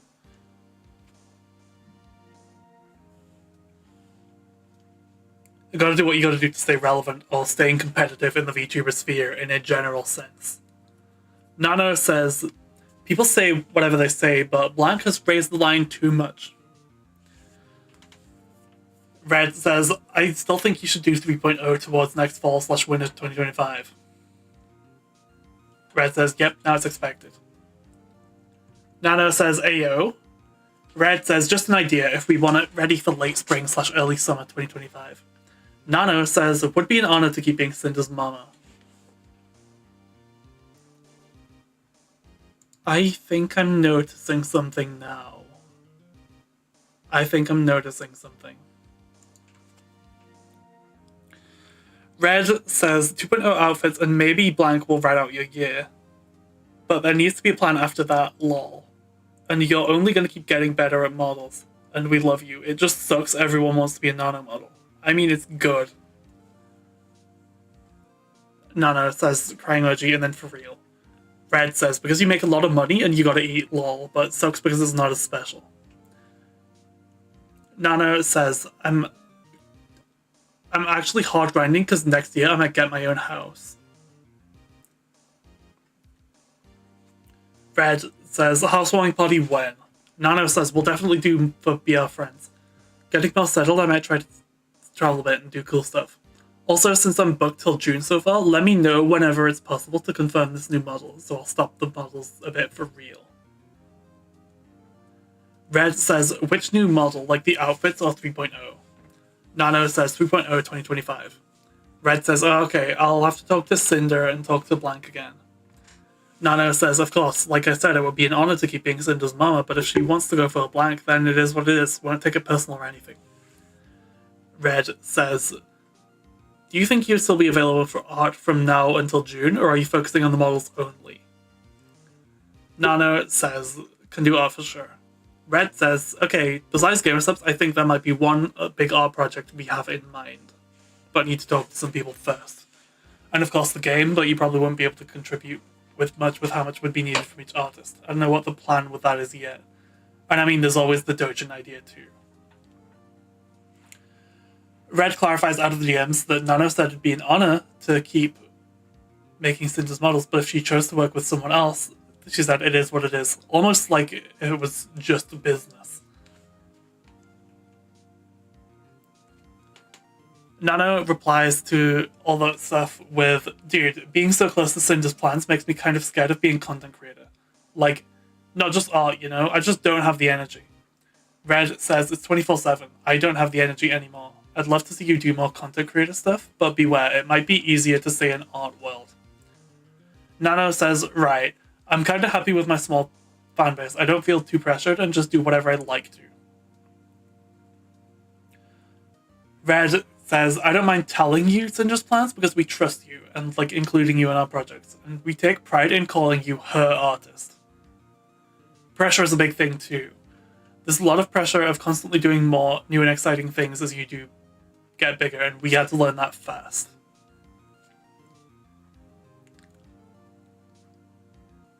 Reg clarifies out of the DMs, to be clear, my comment above saying we take pride in calling you her artist was not about owning Nano or keeping her from working with anyone else. It was because Nano's art and style had become synonymous with Sinder and her brand, and because she was the artist we personally prioritized and supported over all others. I also mentioned to Nano the pressure Sinder and I felt even back then to constantly be doing more and new and exciting things, which led to how unhealthy our work-life balance eventually became. Nano says, dude, you make me rethink about our current waitlist. Red says, huh? Why? You gotta buy a house. You and your husband need a house. Nano says, I don't know, Cinder's just the best baby I got. Red says, buy a house. Nano, buy a house. Nano says, we're not living in the road, don't worry, key smash. Red says, Nano, how do you work in the jungles of Brazil? Nano says, hey, we need to make a capybara and crocodile energy trap just to run the PC. Red says, is your Wi-Fi router a coconut? Is the bird from Rio there? And Nano says, with hedgehog spikes. They do this dancing session every day, it's so loud.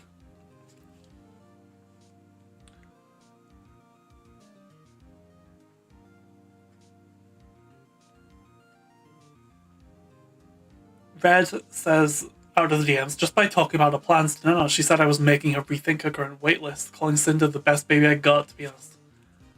Above, Red said to Nano, you and your husband need a house. Before I'm accused of not censoring that personal information and outing her, it's public on Nano's Twitter profile that Mio is her husband. He is also her manager.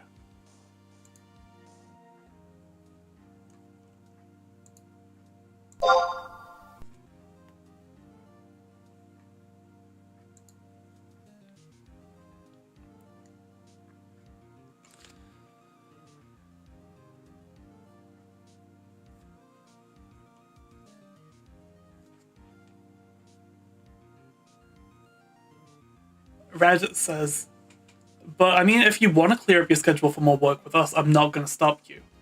Nano says, yeah, thinking on clearing the most later ones. Red says, I don't know for sure right now, but I think maybe you should maybe keep Bao. Big maybe. And that's all I'll say. Nano says, oh yeah, really want to work with Bao. Red clarifies out of the DMs. After Nano said she was rethinking her waitlist, I said I wouldn't stop her if she wanted to make more time for us. She responded saying she was thinking of getting rid of the later ones. I thought Nano should keep Bao on her list because she was Cinder's friend, but I didn't really want to take a solid stance on it if Nano was thinking about removing Bao herself. Nano said here she really wanted to work with Bao.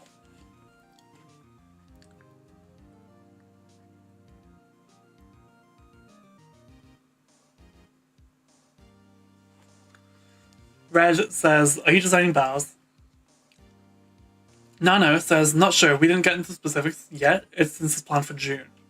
Red says, so what's on that list you can get rid of? Nano says, might have it like this. Blank are people I promised the model so I can't cancel. I'll just tell them my manager told me to get rid of some comms because I'm dying, so Mio gets the fault. Red posts a mind-blown emoji.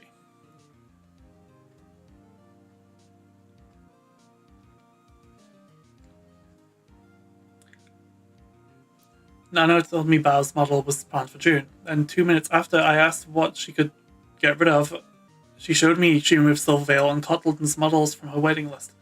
Then she said she was going to blame it on Mio, her manager and husband, because she's dying with her commissions. Red says, yo, you just scrapped Silvervale? I talked to Sinder just now about this, and she said she would absolutely love to work with you more to help you pay for your house. Nano said, I mean... Red says, didn't you already start Silver on your stream, though? Nano said, yeah, but I'll cancel anyway. Kind of feeling more light, and I didn't even send the messages yet. Red says, ruthless. I mean, regardless of how I feel about it, you should do what is best for yourself. We definitely want to com you for more art you can do on stream too, like not just NDA models. I think we have a plan for how we can work with both you and blank models too, and 3D model we're getting. Red clarifies out of the DMs, I didn't ask Nano to cancel anyone's models, she chose to cancel Cotton's and Silver models herself. Even though I was biased about Silvervale, I had nothing against Cotton back then and didn't even say anything once to Nano about her. Yet she chose to cancel her model too. She said she was feeling more light, implying she really was dying with commissions. I told her she should do what's best for herself. After Nano first showed me her new waitlist, I told Sinder she cancelled Silvervale's model as she was trying to buy a house and that we could give her more work to help her. She was excited to do as much as we could for Nano.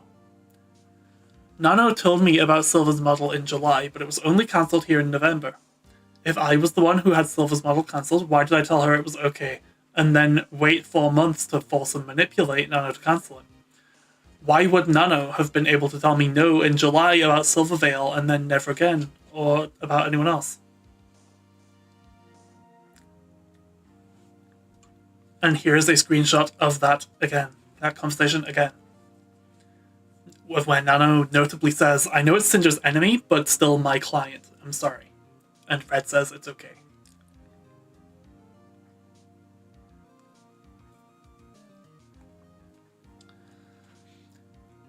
Here is a screenshot of Nano cancelling the model with Silver in their DMs, blaming Mio and her workload. This screenshot is from Silver's document. Nano says, Silver, I have to cancel the model com. I'm sorry, my manager told me I have to cancel the most comms possible for healthy reasons. I've been working too hard and it's been getting to me. I apologize for the inconvenience. Silver sends a crying emoji and says, I was looking forward to it so much. I love your art so much and I've been excited for a new model from you. I understand though, you have to prioritize your health and taking care of yourself. I hope your health improves and you feel better. Make sure to get lots of rest and relaxation. Do you know if you'd be able to do it next year at all? Don't feel pressured or anything, just asking. Nano says, I'm sorry, it hurts me a lot too. I just wish I could work on everything I could. But I believe I can still go for your model sometime next year, yeah. Silver says, that's okay. I know you have a ton on your plate and can't imagine how stressful it would be. Do you think you can still do Gamer Subs tub art? Nano says, oh yeah, illustrations are okay.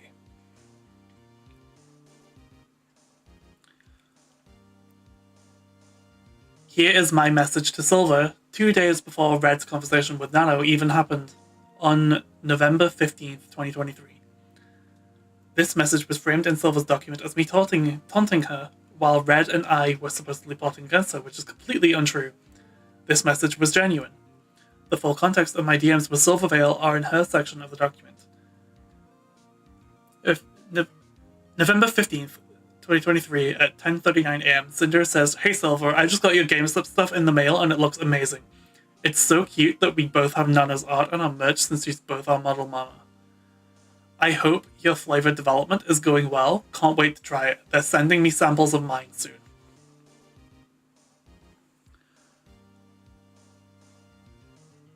I replied to Nano's tweet showing off mine and Silver's merch the night before Red had this conversation with her too.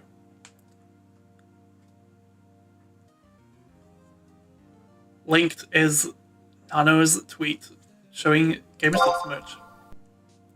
Got my art merch from GamerSubs. They ended up absolutely beautiful. I'm so happy. Sob emoji. Sinder replies saying, I'm so glad I got to work on this with you. You made us both look amazing. I love you, Nano.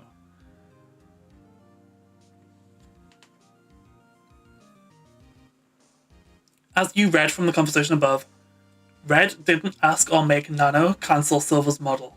Image from Silver's document. I didn't think much of it at the time, but Sinder messaged me on Discord right before my model was cancelled. She celebrated that we shared art, despite the fact that at the same time she and Redacted were actively working to take the potential for more away. This is what Red told Nano in May about working with Silver. Red says, now listen, I don't want you to think we're telling you not to work with her. In July, Nano told Red that Silver was still her client, no matter how he may have felt about it. Did she ask you for a new model since Cinder's debut? And then Nano said, she kinda did, actually. Red asks, did you tell her no? Nano says, Cinder's been kinda missing, I think. Not yet, actually. I know it's Cinder's enemy, but still my client. I'm sorry. Red says it's okay.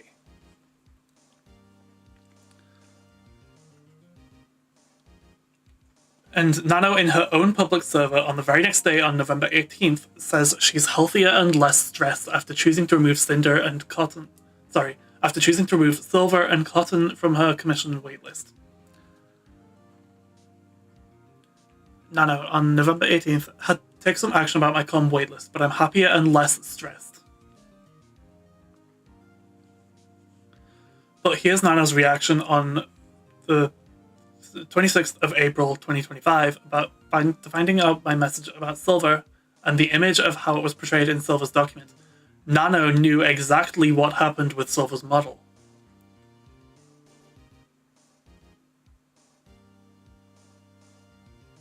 Nano replies saying, I literally can't believe this, with the earlier extract from Silver's model attached. With the earlier extract from Silver's document attached.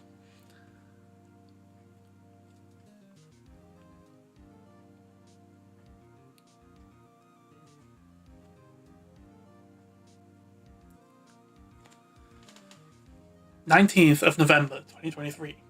Nano told Red that Giri approached her about a model. I chose to leave her name uncensored here since I had mentioned her in my apology after finding out about it.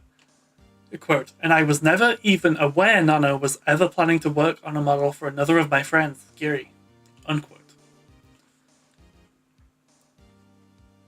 On that day at 2:26 p.m, Nano says, also Giri contacted me for another possible model. She's browsing artists, so it's not confirmed yet. Red says, like in the past day, with a mind-blown emoji. Nano says yesterday with laughing emoji. Red says, ain't no way, she's gonna want you for sure. Nano says, hold on, it's not like this. Red says, not yet. And then says, oh, another project I was talking about was maybe a big art piece for WeebCon in March. Red talked about another project with Nano between these screenshots, and then says, would it be evil to pay you a model price to not work on a Silver model? I'm only half kidding. Nano says, a laughing emoji, a bit, but...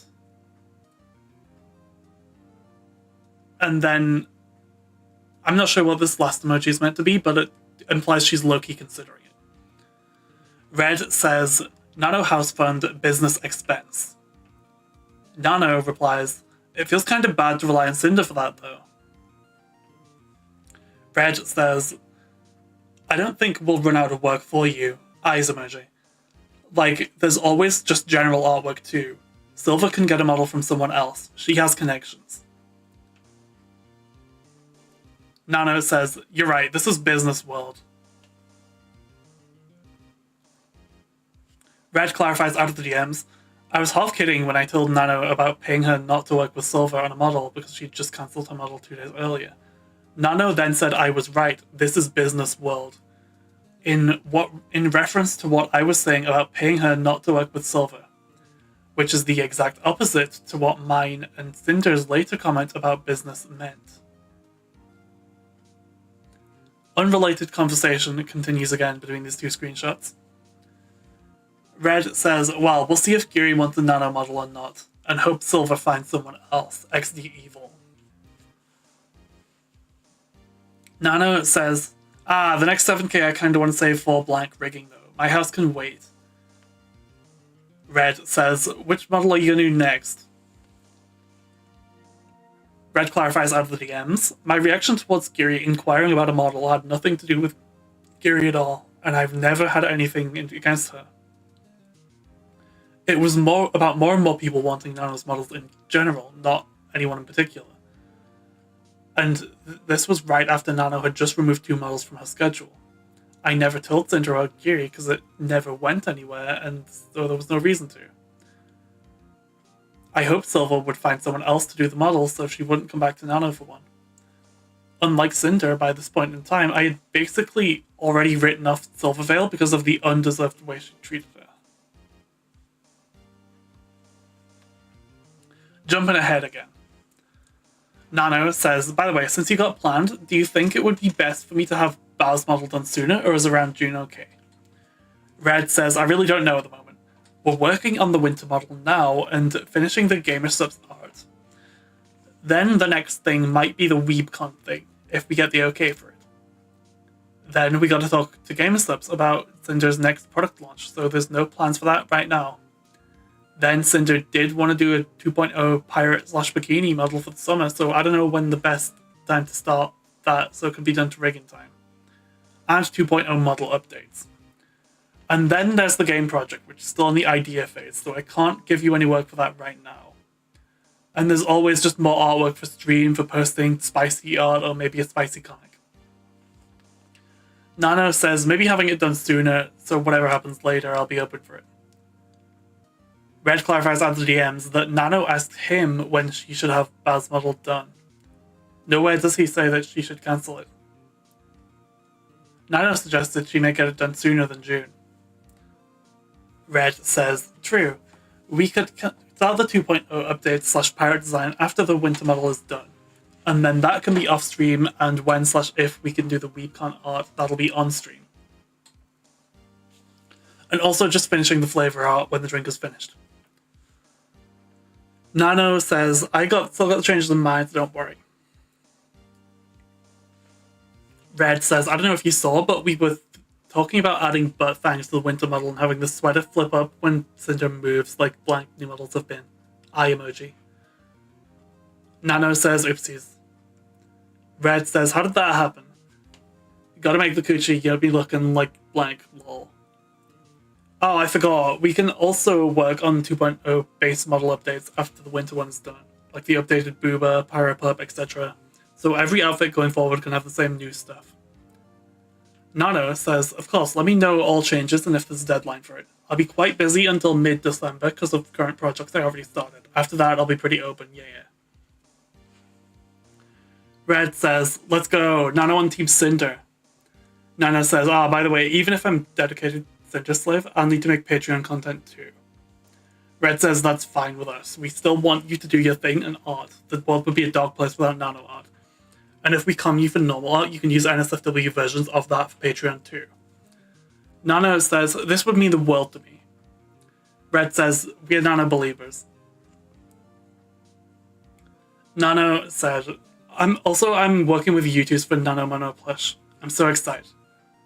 Red clarifies out of the DMs that Nano refers to herself as a dedicated Sinder slave after a conversation, which isn't something he might she'd ever be, or that he wanted her to work with only them. 20th of November 2023. Someone I worked with asked me about how it was working with Nano, since one of their friends was commissioning her for a model. A few days after their message, I responded, praising Nano. A blanked out person says, hi Sinder, I have a question for you. I'm good friends with the voice actor for blank, and she's about to commission Nanoless for a VTuber model.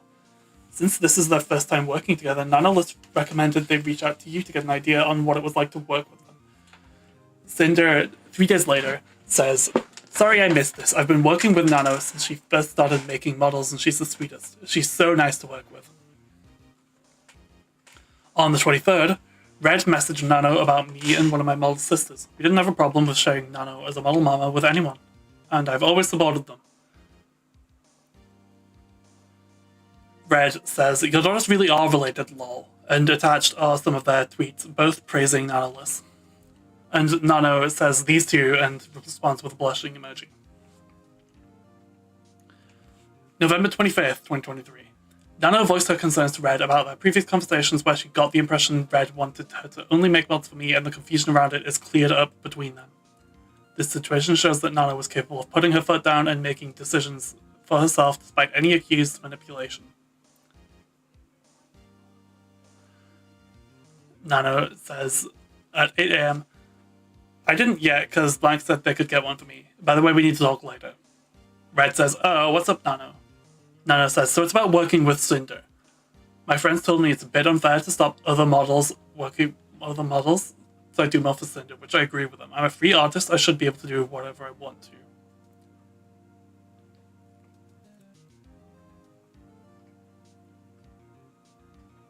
I don't want to take sides on drama or situations. I will still always have a way to open up slots for Sinder, but I won't be having her as my only customer.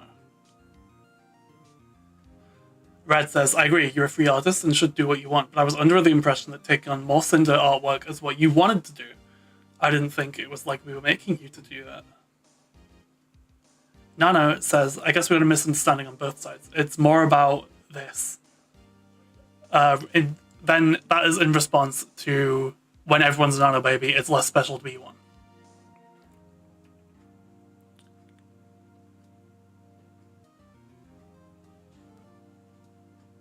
Red says, oh, I see. I mean, what I said is still true about how we feel, but I wasn't saying you only had to do Cinder work from now on. That's with anything, though, not just your work. If you have something special, and then everyone wants and gets that thing, it makes it less special. I'm sorry you were under the impression that we were trying to make you only do work for us. I will keep talk more business-like and less emotional. Just let me know how this will affect your schedule so I can tell Cinder after. Sorry for the stress, Nano. Nano then says, but every single model I do is unique and I make them special in their way. It's not like I'm selling Cinder to everyone, so please don't feel this way. Red says, no, I know. You pour your heart and soul into your models. They're all incredible. Nano says, I'm sorry I made you both feel this way too.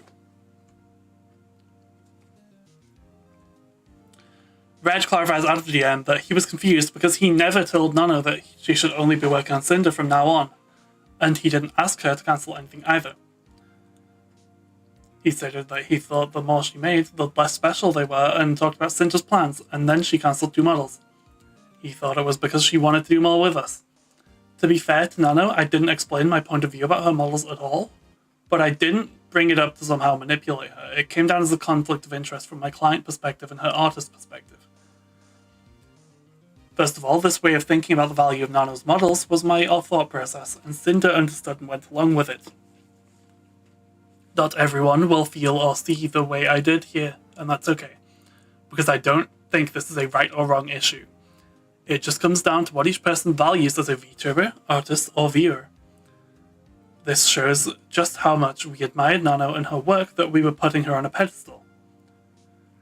This had nothing to do with the idea that other people with her models would be Cinder clones, or that her work was less incredible just because there's more of it. To me, it was a matter of supply and demand, just like a rare trading card. The more models Nano had made, and the more often she would, the less valuable they would become for the people who had them. Nano's models are all of incredible quality, extremely unique, and highly sought after. But they'd each individually be less special or valuable if there was 100 of them rather than 10. From a VTuber's perspective, your visual identity is extremely important. A model isn't just any other asset. Your design, your model, and its art style are a huge part of what makes them who they are and how you're represented and recognized. It's an extension of yourself. The fewer VTubers with their models' art style, the more unique it is to have it. They stand out more, and it becomes a more personal, defining feature of and to that VTuber, representing that artist. We all know of at least one VTuber who has the only model from a certain artist, or one of a handful of models from them. I don't know about that one. I don't know if we all know of it. I think this is like that one image where it's like experts, even when they're overcompensating, vastly overestimate the average person's knowledge. Because it's like, no, we don't all know at least one VTuber who has the only model from their artist or one of a handful. Most people don't even know their art, the VTuber they watch this artist at all. Most people only see the VTuber. And if you obscure that even more, if you want to go even further back, which VTubers do they even know? I mean, it's easy to get in like, oh, they obviously know Hololive, they know VShojo, they know Niji Sanji, they know like all the big indies. No, the average VTuber viewer is like, they just got back from work, they're really exhausted, they're putting on a stream for a couple of hours, and then they're leaving halfway to go to the pub. They know the VTuber they are watching is either, quote, the one that was on the baseball game that time, end quote, aka Gura. They know Gura, and maybe they know a big indie.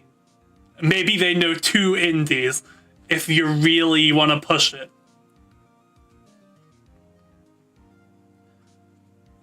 But like, they're not gonna know agency stuff. They're not gonna know what goes on the smaller side. They're not gonna know who drew those VTubers either.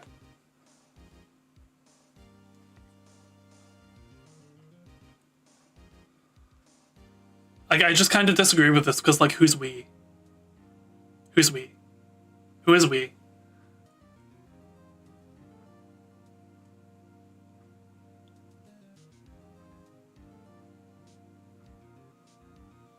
Maybe I'm weird that this is the line that I go on a tangent off of. But I really do think that people overestimate the relevance of VTubers, and like, I feel like people overestimate the extent of like the layers that people see.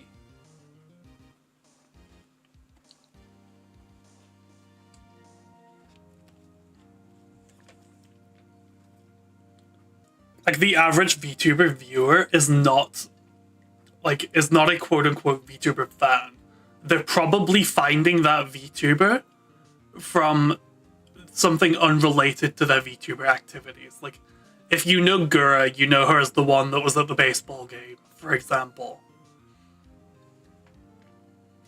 Or, like, let's say you know JoeCat. You don't know JoeCat as a VTuber, you know him as the guy that made the crap guides to Monster Hunter or the crap guide to 14. It's just like, that is a more personal example. Or maybe you know, like, another indie, but you probably know them because they were in someone else's collab rather than because they're a VTuber. And the average viewer definitely doesn't see anything that goes on behind the scenes.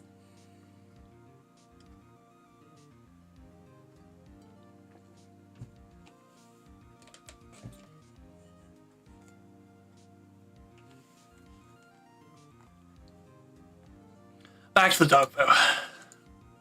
The more models that artist makes, and the easier it is to get one, will inherently lessen the perceived value of the VTuber's visual identities who have those models.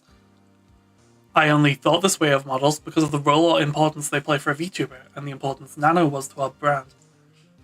It was never about who was asking Nano for a model, just that more and more people were. More new model clients meant more recurring model clients, meant less time for anything we wanted to do with Nano. which is why we considered an exclusivity deal in January 2025. My priority has always been our plans and our schedule. Everything a VTuber does revolves around new model debuts. Merch, musics, events, and much more are all planned around a new model or outfit as a centerpiece. That is why I always asked Nano about her schedule and where she could fit in our plans at the consistent place we've always. That way we could keep up with the pressure to always do bigger and better things all around new models. On the other hand, as you'll read, I completely sympathize with Nano's perspective as an artist. In an artist's view, they want their art to be everywhere and seen by as many people as possible and have more and more people appreciate their craft, hard work, and love they put into. More artwork from more clients means more of their work will be seen by more people, leading to more new clients and more new opportunities to sustain themselves financially. New ideas and new concepts that come in keep work exciting and prevent creatively burning out from doing the same thing over and over again with the same older clients. When Nano told me how she felt, I was 100% on board with what she was saying and had no reason to argue against her. Even if my priority had always been Cinder's project, I also cared about and prioritized Nano as my friend and what she wanted to do for herself. I apologized to Nano for the confusion and accepted her decision without any pushback. When I said business is business in these decisions, I was referring to the fact that Nano made a business decision that was best for her, even if it wasn't what I wanted, and I respected it still. Didn't hold it against her and worked around it with her. Red says, it's okay, Nano, you're just making a living and making a name for yourself. I can't blame you for accepting work for other big names in the industry and having very desirable talent. If you end up filling your model schedule again like it was, let me know. We'll have to replan some things depending on that. Nano says, thank you for understanding my side. We all try and have our names somewhere. Just don't take this personal or anything. I still love working with you guys. And again, apologize for the trouble on your plans. I still revisit my list and see what I got.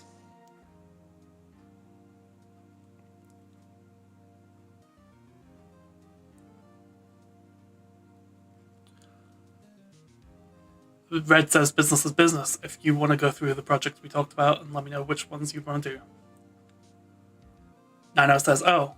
Red says, I'll just wait to hear from you about your model list and what you want to work on before you set anything in stone. Nano says, of course, I'll be away today, so I'll give an update later. Red says, is this about Silver's model, Nano? In reference to don't want to take sides on drama. Nano says, yeah, I want to take it, but don't want to disrespect Sinder. I just want to do pretty models, no hurt feelings. Red says, business is business. Red says, I was completely understanding and sympathetic to Nano's side of things and working with Silvervale. The drama she was talking about was about Silvervale. I never asked her not to or to cancel her model, but if she wanted to work with Silver, then there was nothing I was going to say to stop her. It was a business decision and I respected it just like I always had. Business is business. I'm gonna be so for real, I think Red was too forgiving of Nano here. Like, I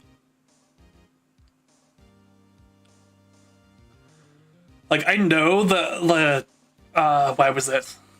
What page am I on right now? 127. Was it here?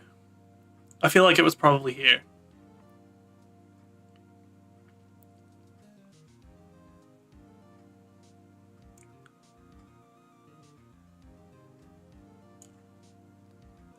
Was it in overdue response? Or was it in redacted?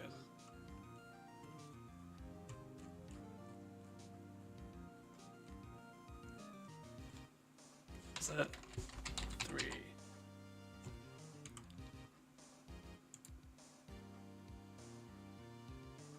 I did not mean to go there.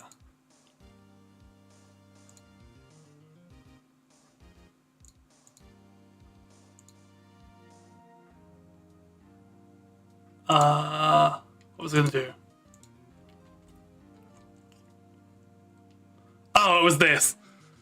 I believe there are two people responsible for how things played out. The third person merely having an axe to grind against someone they never liked.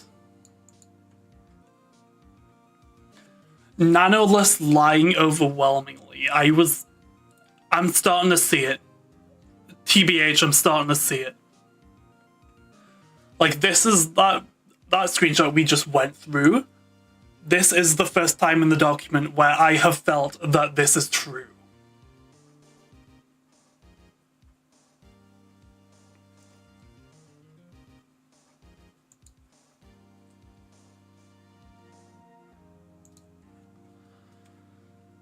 It definitely looks quite damning for Nano. That'll be so for real.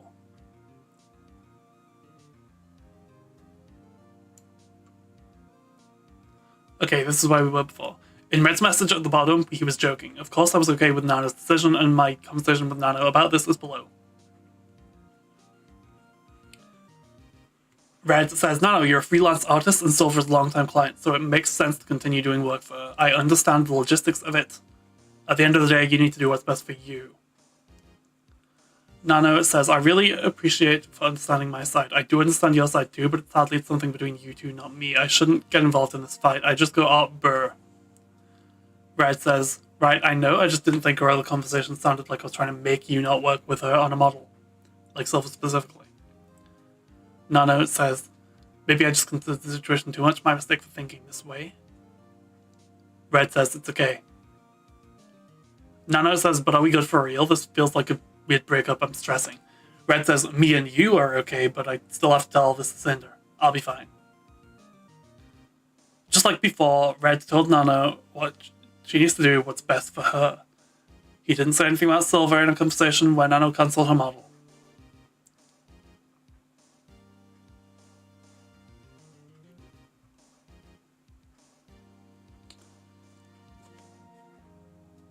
It'll be fine, don't worry, I think she's still sleeping.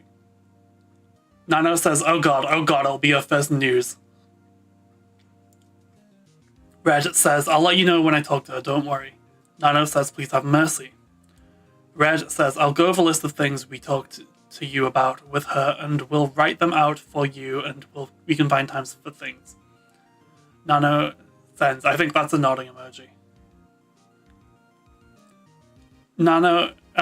Red says, if you do/don't still want to do the pirate outfit, we might not start any model projects until 3.0, but that's not the only thing we had in mind, like we were talking about. Nano said, I might be able to, considering I'll only take Silver back.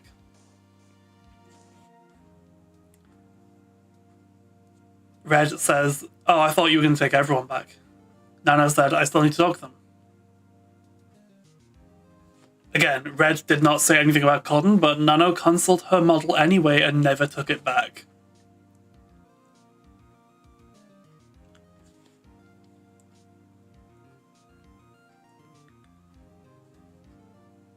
Red asks if she ended up doing the Geary model. Nano said, oh, not yet, she was just browsing. Red says, no worries, business is business. I'll message you when I talk to Sinder. Nano said, let her have breakfast at least. Red says, thank you for getting this out of the way now, Nano, instead of waiting a while. Nano says, I try to be transparent as much as possible. I think it's more fair for both sides this way. Oh, I forgot to put the silence icon back on. Oh, well, I'm taking it off anyway. I do not agree with this. I just do not agree with that. Red says, you didn't tell Silver you cancelled because of Sinder, did you? Nano said, no, I told them all it was health issues.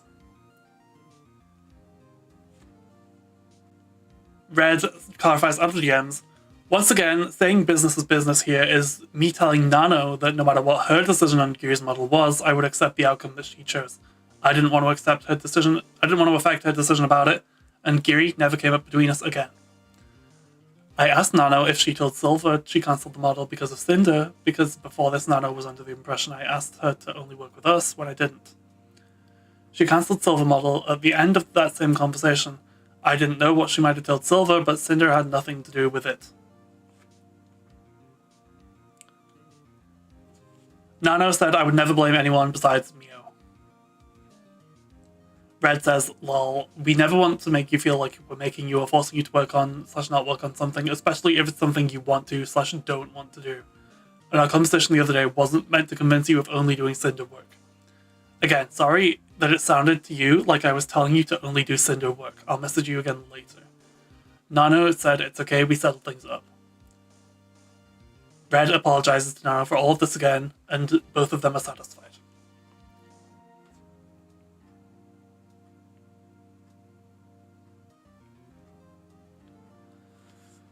November 26th, 2023. Here are my own DMs with Nano about what happened, where I say it's just business. Red told me about his conversation with Nano before she messaged me, and my use of the phrase had the same meaning as his, since Nano had just heard it from him. In my apology, I said, quote, "Me saying it's just business was referring to my acceptance of Nano's business decisions, whether she chose to work with me or not. This was not in reference to anyone's model being cancelled. Further explaining to her that it's okay if she chooses not to work with me.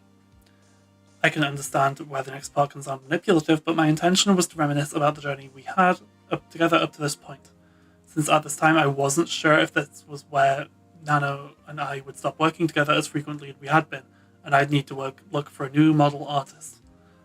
I then encouraged her to work on projects she's excited about, while I talked with Red to find a project that would work with her schedule."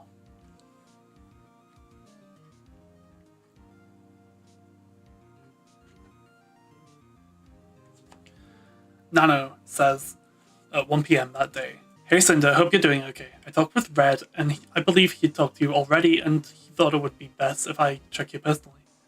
Actually, I wanted to know better your thoughts, because Red tried to talk to me, and I think I misunderstood things." Sinder says, "I'm doing good. What's up, Nano?" Heart emoji.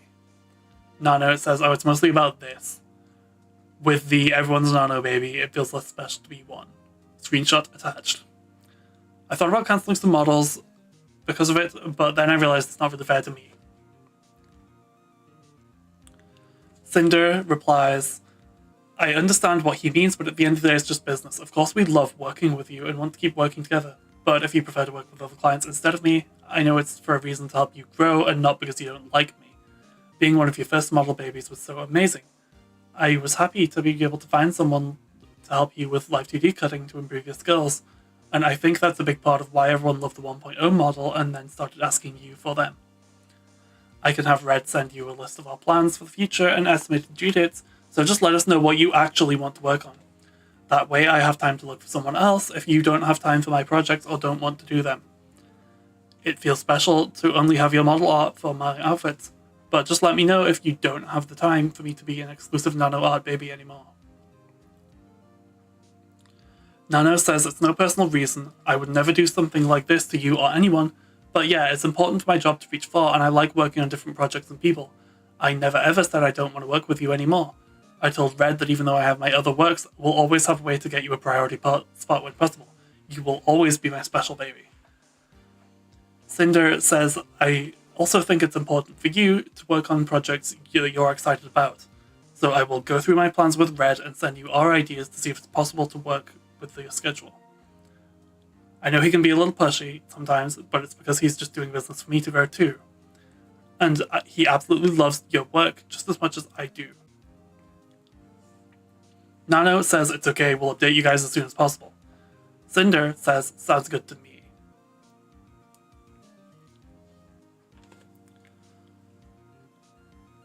When she came to me about what they've been talking about, Nano told me she thought and chose to cancel models because of what Red said.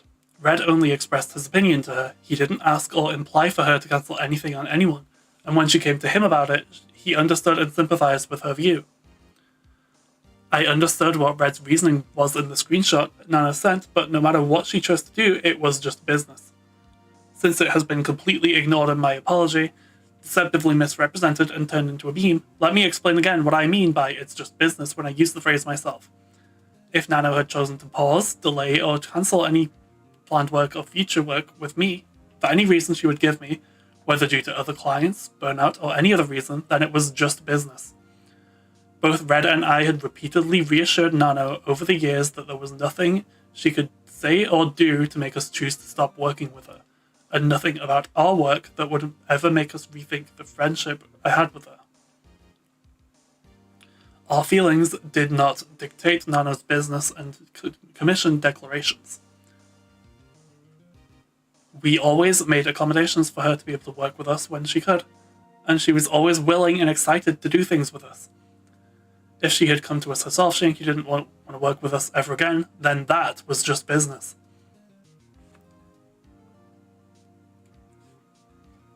Neither of our comments were made trying to convince her to sabotage or cancel any future projects for anyone else using business to justify it. It's just business was used in this conversation about the situation alone to tell Nano we accepted what she wanted to do. I don't remember using the phrase anywhere else again, but it has been turned into this catchphrase I've allegedly had all along to sabotage people. If you were to present my conversation with Nano first, without any of the context of Red's discussion, with her happening just before this, it could look like I was directly responding to Nano's message about cancelling other people's models as just business. This is how it was presented in Nano's document. You'd have to ignore everything else I said in that same message to Nano, and everything else from that same conversation with that reference to what Red had told Nano the day before. When you have the full context of the situation and the order it happened in, my "it's just business" comment means something completely different than what was deceptively portrayed to the public. I believe that is where I want to end for the night. Come back to this, page 135. I will come back to this spot tomorrow and read more.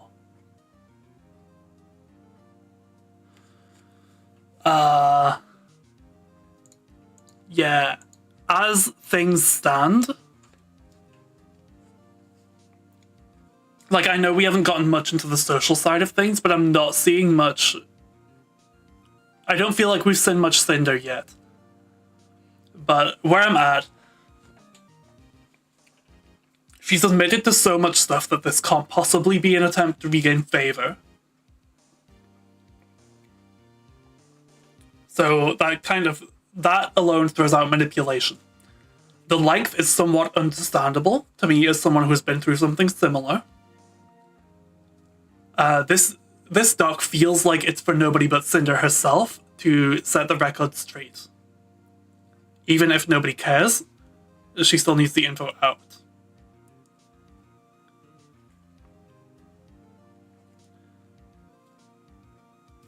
Of the initial main accusations of Nano and Shy Lily and Silver being the main players, I definitely see it with Nano so far. This is the section so far with Nano has been extremely damning.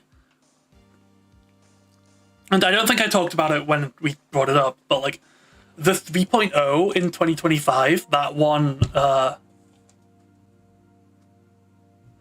they had that, like, what was it? I'm gonna try and find it again.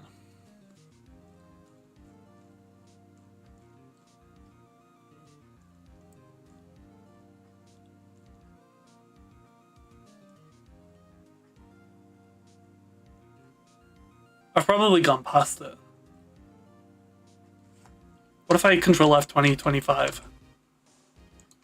Control F 2025.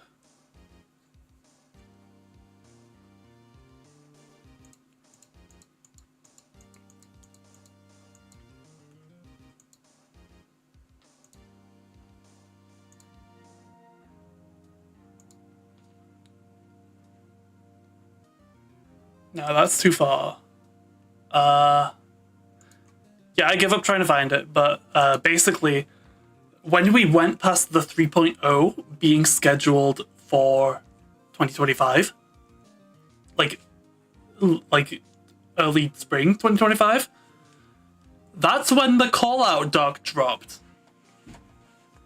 So currently, like, of course, maybe this gets disproven when we get back to this tomorrow and finish the Nano list section, right? But currently, what I'm thinking is that Nano probably, like, after this conversation, she took everyone back, got rebooked, And then the Sinder 3.0 model was due and she had nothing. So she dropped the collab doc instead.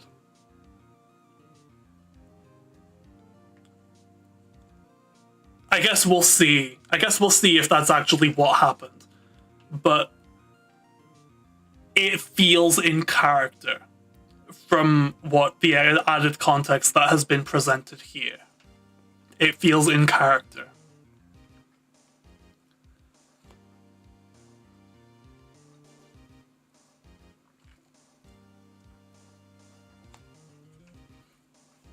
As for Shy Lily, I don't think we've heard much about her yet. My opinion remains unchanged so far.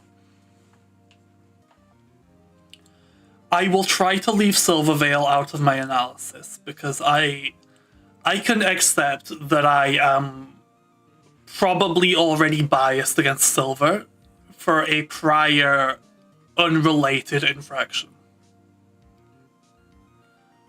So this doc definitely isn't helping, but I'm not gonna.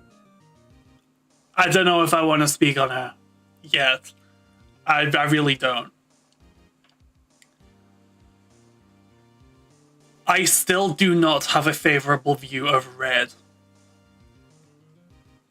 And as things stand, I think that Cinder's worst crime is taking Red back and involving him in her brand again. Involving him in the Cinder brand again. I think that is Cinder, the person's worst crime.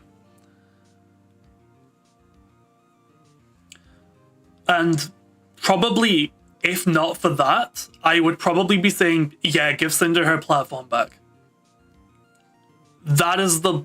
But Red's presence and Red's renewed involvement is the one last thing giving me pause.